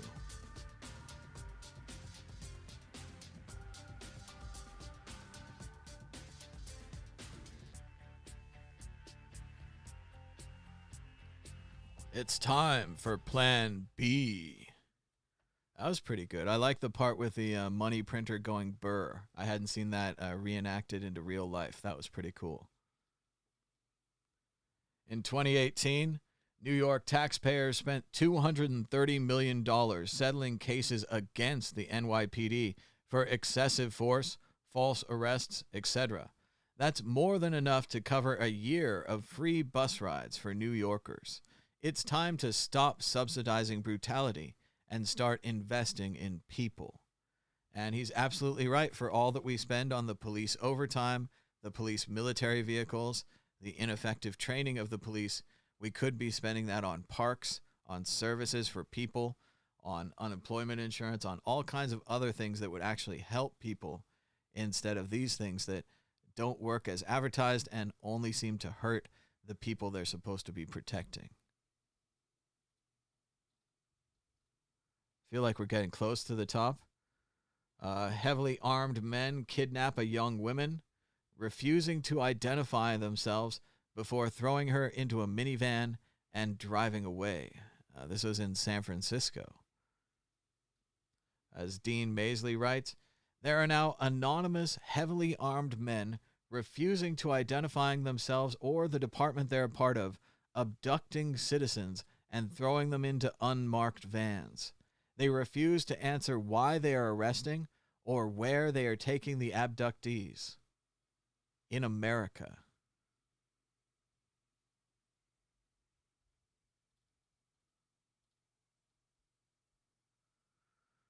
Pretty terrifying stuff. At least the National Guard is withdrawing from D.C., so we have some positive news for you this morning. And we did it. We made it to the top. Oh, we made it through the news. If you'd like to support this show, check out our Patreon account at patreon.com/WCN. You can donate $5 a month or $20 a month, depending on how much you'd like to support this show. So far, 9 patrons are donating $54 a month to support this show. So thank you so much for your support. You could also support us by buying a t-shirt or a mug at the World Crypto Network store at worldcryptonetwork.store. We've got Bitcoin Not Bombs by Davi Barker, a new version of the original shirt. We've got the World Crypto Network logo shirt and mug. And we've got a fun one that says, Trezors don't float. So if you have any trouble with your Trezors and maybe a boating accident or a yachting accident, you might want to just get this shirt, and then you'd be ahead of the schedule in case anyone wants to explain what happened. You just say, hey, read my shirt. Trezors don't float. That's what happened to my money. And shout out to Philippe for helping us out with this design. Very cool stuff at worldcryptonetwork.store. And I'll work on getting some more links to that and so on and so forth. But that's just more web design for me to do.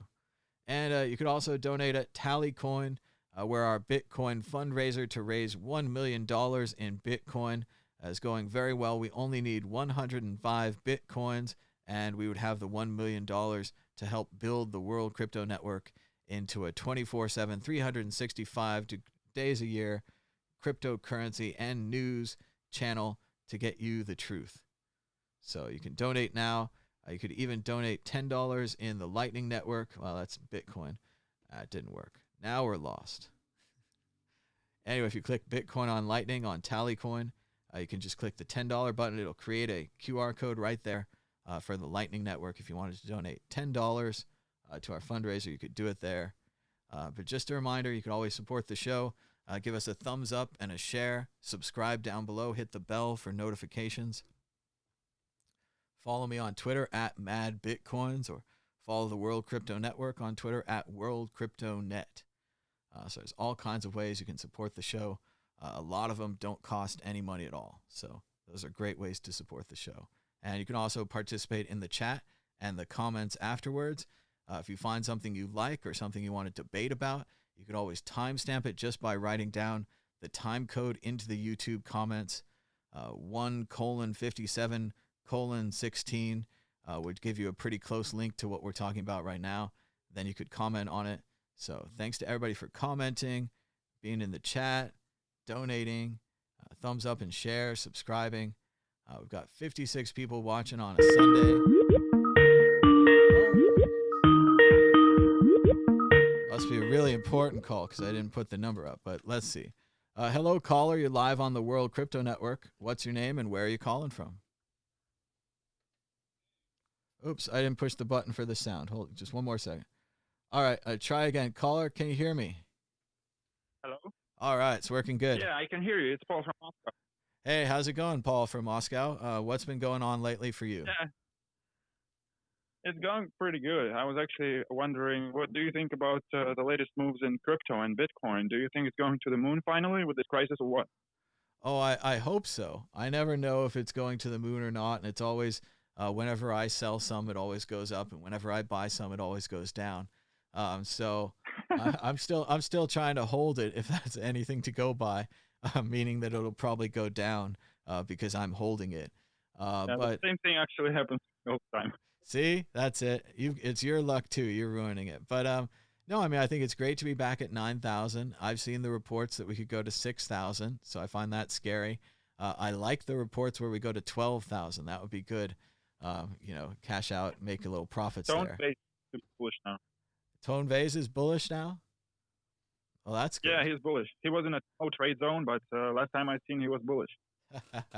Well, that's good for today. But we'll have to see how it turns out. Do you think, actually here in Russia, the whole corona crisis has not stopped yet. We still are legally made to wear masks and gloves, which is pretty stupid as far as some doctors say. They say that masks actually are bad for health and they restrict the breathing. And people with heart conditions may get some severe complications from that. But the government doesn't really care. The stats seems to go down. But they have the referendum on the 25th of June. So they want everybody to be out of their houses as soon as possible at the same time while the rates are going up, while they are not allowing anybody to walk freely without the mask. So it's sort of a, I don't know what to call it. It's Sounds sort like of like they have double ideas in their head. Sounds like a catch-22, right? So yeah. you have to They you say have to one thing, but they do the thing. Yeah, yeah. Well, I'm not so sure about the masks being harmful. I think that would be a pretty rare occasion, but they don't really protect you. They protect other people. But I like the Asian idea that we should just all put the masks on. We should all try to protect everybody, and then that would help reduce the virus. I'm also not sure about the gloves. Originally, we were very afraid of touching everything, and everyone was Lysoling everything and covering it with bleach and stuff, even their groceries. And they've backed off on that recently. They say they don't think it lives on surfaces as long as they thought before. So, but it's very hard for the public health people to be that up to date on the medicine when, legitimately the medicine's changing. A month or two ago, I would have told you bleach everything that you touch. And now I would say you don't have to do it as much. So it does change. Yeah, slowly. that's exactly what I was doing. I actually bought like a 5-liter jug of alcohol and then some bleach, and I was disinfecting everything. And then I went a little bit crazy on it. But then it seemed like I actually still don't know anybody in my circle who catch the corona. So it's kind of weird. I actually have been to an ICU recently with a different condition, but the person next to me was lying with pneumonia, and they were on what it's called rebreather. So how do you call it? Fuck, I forgot. The oxygen machine. So they were completely out of ventilators. Yeah, ventilator. They're on a ventilator, and they were not conscious. And I was in the same room with them without any mask or anything, but I didn't catch it. So I don't know really what's going on. Well, lucky so far. I mean, let's just hope it keeps that way, because we have the same thing here where it's still out there, and a lot of people have gone out to protest no matter that it is out there, and it's confusing a lot of people. A lot of people wanted to have funerals and larger occasions, and they weren't having them, and then they see these protests and they wonder why they can't. Have you seen any protests there? Is anyone joining the American protests all the way from Russia? No, actually, American people are way more free than Russians. Russian people are all afraid and sitting in their homes and just put their heads in the sand and try to ignore all the problems, the economic problems that are ahead, and people actually are suffering economically already. So I don't really think there's going to be protests, especially considering the fact that Putin is changing the constitution on the 25th of June to stay president forever. So if there is no protest now, there probably is not going to be any protest ever. That's a good point, and a chilling view at the possible other side of the future of America and some of these other countries where you just can't protest. It's not safe at all. So it's much better to stay home and say nothing, and the state benefits, and hopefully you stay safe. So scary stuff over there, Peter, but glad to hear that you're not sick and doing well. The second time. Huh? My name is Paul. You called me Peter the second time. Oh, it says Piote on the thing, so I'm reading it as Peter. But no, I'm wrong. My dead name is Peter. Well, they're all very, very related. So no, I'll try to call you Paul. But and let me know on what your name is in the chat, so I can get you back in the chat. I don't know how to unblock you because I don't know your name. Well, just send me a text with the username, and I'll try to take care of that. But anything else going on your mind about Bitcoin or anything else today? Yeah, I'm just waiting for it to go to the moon. I think this crisis has to go. I think this crisis is going to go bad and worse and worse. The civil unrest. First it was COVID, then it's civil unrest, then it's going to be economic problems, I suspect. And once the economy starts to open and nothing is actually working, like big businesses have lost their capital and they cannot restart. Once that starts to happen, people are going to find out that their job loss was permanent and not temporary. So I think that's going to be the next hit. And after that, I expect the global economy to completely collapse, although Tone Vase doesn't agree with that. But I think many people are thinking the same way, and I think that's what's going to happen, and that's what's going to send Bitcoin to the moon. Well, Warren Buffett is still famously in cash. He's a very big investor over here in the U.S., and he sold a lot of things recently that look like they've recovered, so he sold badly. But that's only in the short term. In the long term, he's still sticking with cash, and I don't think it's that bad a thing. But who knows if a true economic collapse, what good cash will do you anyway. So maybe he hasn't heard about Bitcoin that much. I don't think many people understand Bitcoin the way people understand it who dipped into it in 2015, 2013, like you and I. Maybe you were in 2011, I don't remember. But a lot of people don't have very good understanding of Bitcoin. It's difficult to grasp. I think we've talked about it a lot, how it takes kind of a multidisciplinary mind. The economic side isn't enough. The computer side isn't enough. The political side isn't enough. You need a mixture of all these different kind of brains or thinking patterns or exposure to information to really start to understand what it is, why it's scarce, why it's so valuable, and why so many people think it could be so much more valuable in the future. But yeah, I think it would be great if it went up about, an order of magnitude, so a 10x rise, something to 90 to 100,000. And then I think a lot of these plans for citadels are actually going to start getting underway. I think that as a bad idea as I think it is for a honeypot of a bunch of rich Bitcoiners to get together, maybe if they were just a little less rich and more normal people hanging out, I wouldn't mind hanging out with a bunch of Bitcoiners in a castle right now. It's not such a bad idea the way things are going. Too. So yeah, before I've been skeptical of it, and I'm going to remain skeptical.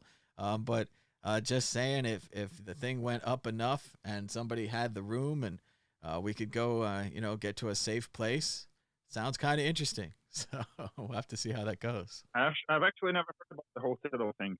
I wish you could talk about it more on your show. Yeah, I'll try to talk more. I mean, it's kind of a meme, so there's not much real about it. But there's the basic idea that, if you had previously it used to be a spaceship. And we used to say if you have a Bitcoin, you could get on the spaceship and you could leave Earth with all the Bitcoiners, and things will be great. But now it's become more of a castle or something somewhere, or maybe multiple castles, where a bunch of Bitcoin rich people would go because they don't have anything in common with normal people anymore. So I think Bitcoin would have to go up a lot more, or maybe you'd have to invest earlier and have a lot more Bitcoins than maybe I do. But these people are planning large things, and I don't know if they're going to be luxury or not very nice or what it's going to be. But I think there's going to be a lot of these kind of alternative living situations for Bitcoin and other cryptocurrency people. So it's interesting. I think we have to restructure our society as a whole.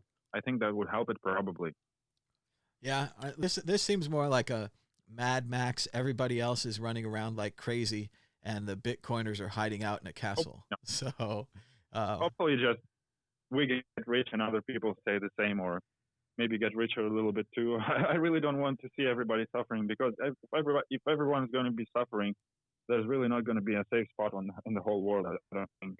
That's absolutely right, and it's absolutely right too that if everyone's suffering, what good is it to go drive a Lamborghini or have a nice thing? Like, it doesn't, eventually, as callous as you might be, eventually it's going to come home to you how many people don't have food and you're driving around a fancy sports car. You really can't enjoy it that much. So I would agree with that. Well, thank you for talking to me. It's been nice. No problem, man. Talk to you next time. Give us a call anytime, and it's good to chat with you, and just stay safe out there, and stay home. Don't protest.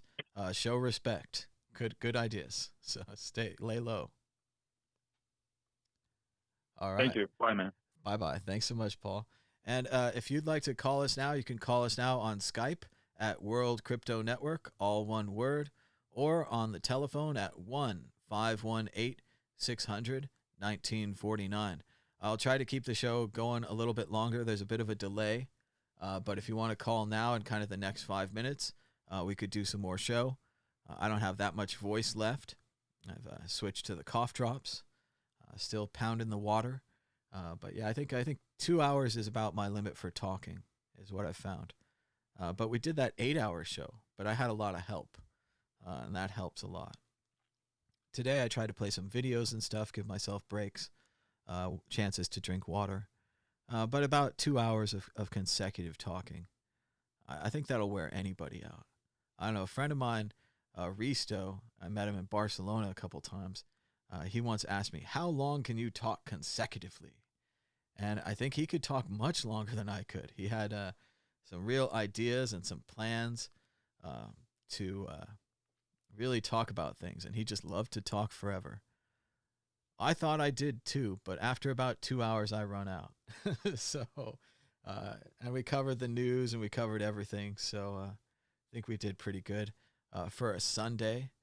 So just advice for the rest of the Sunday.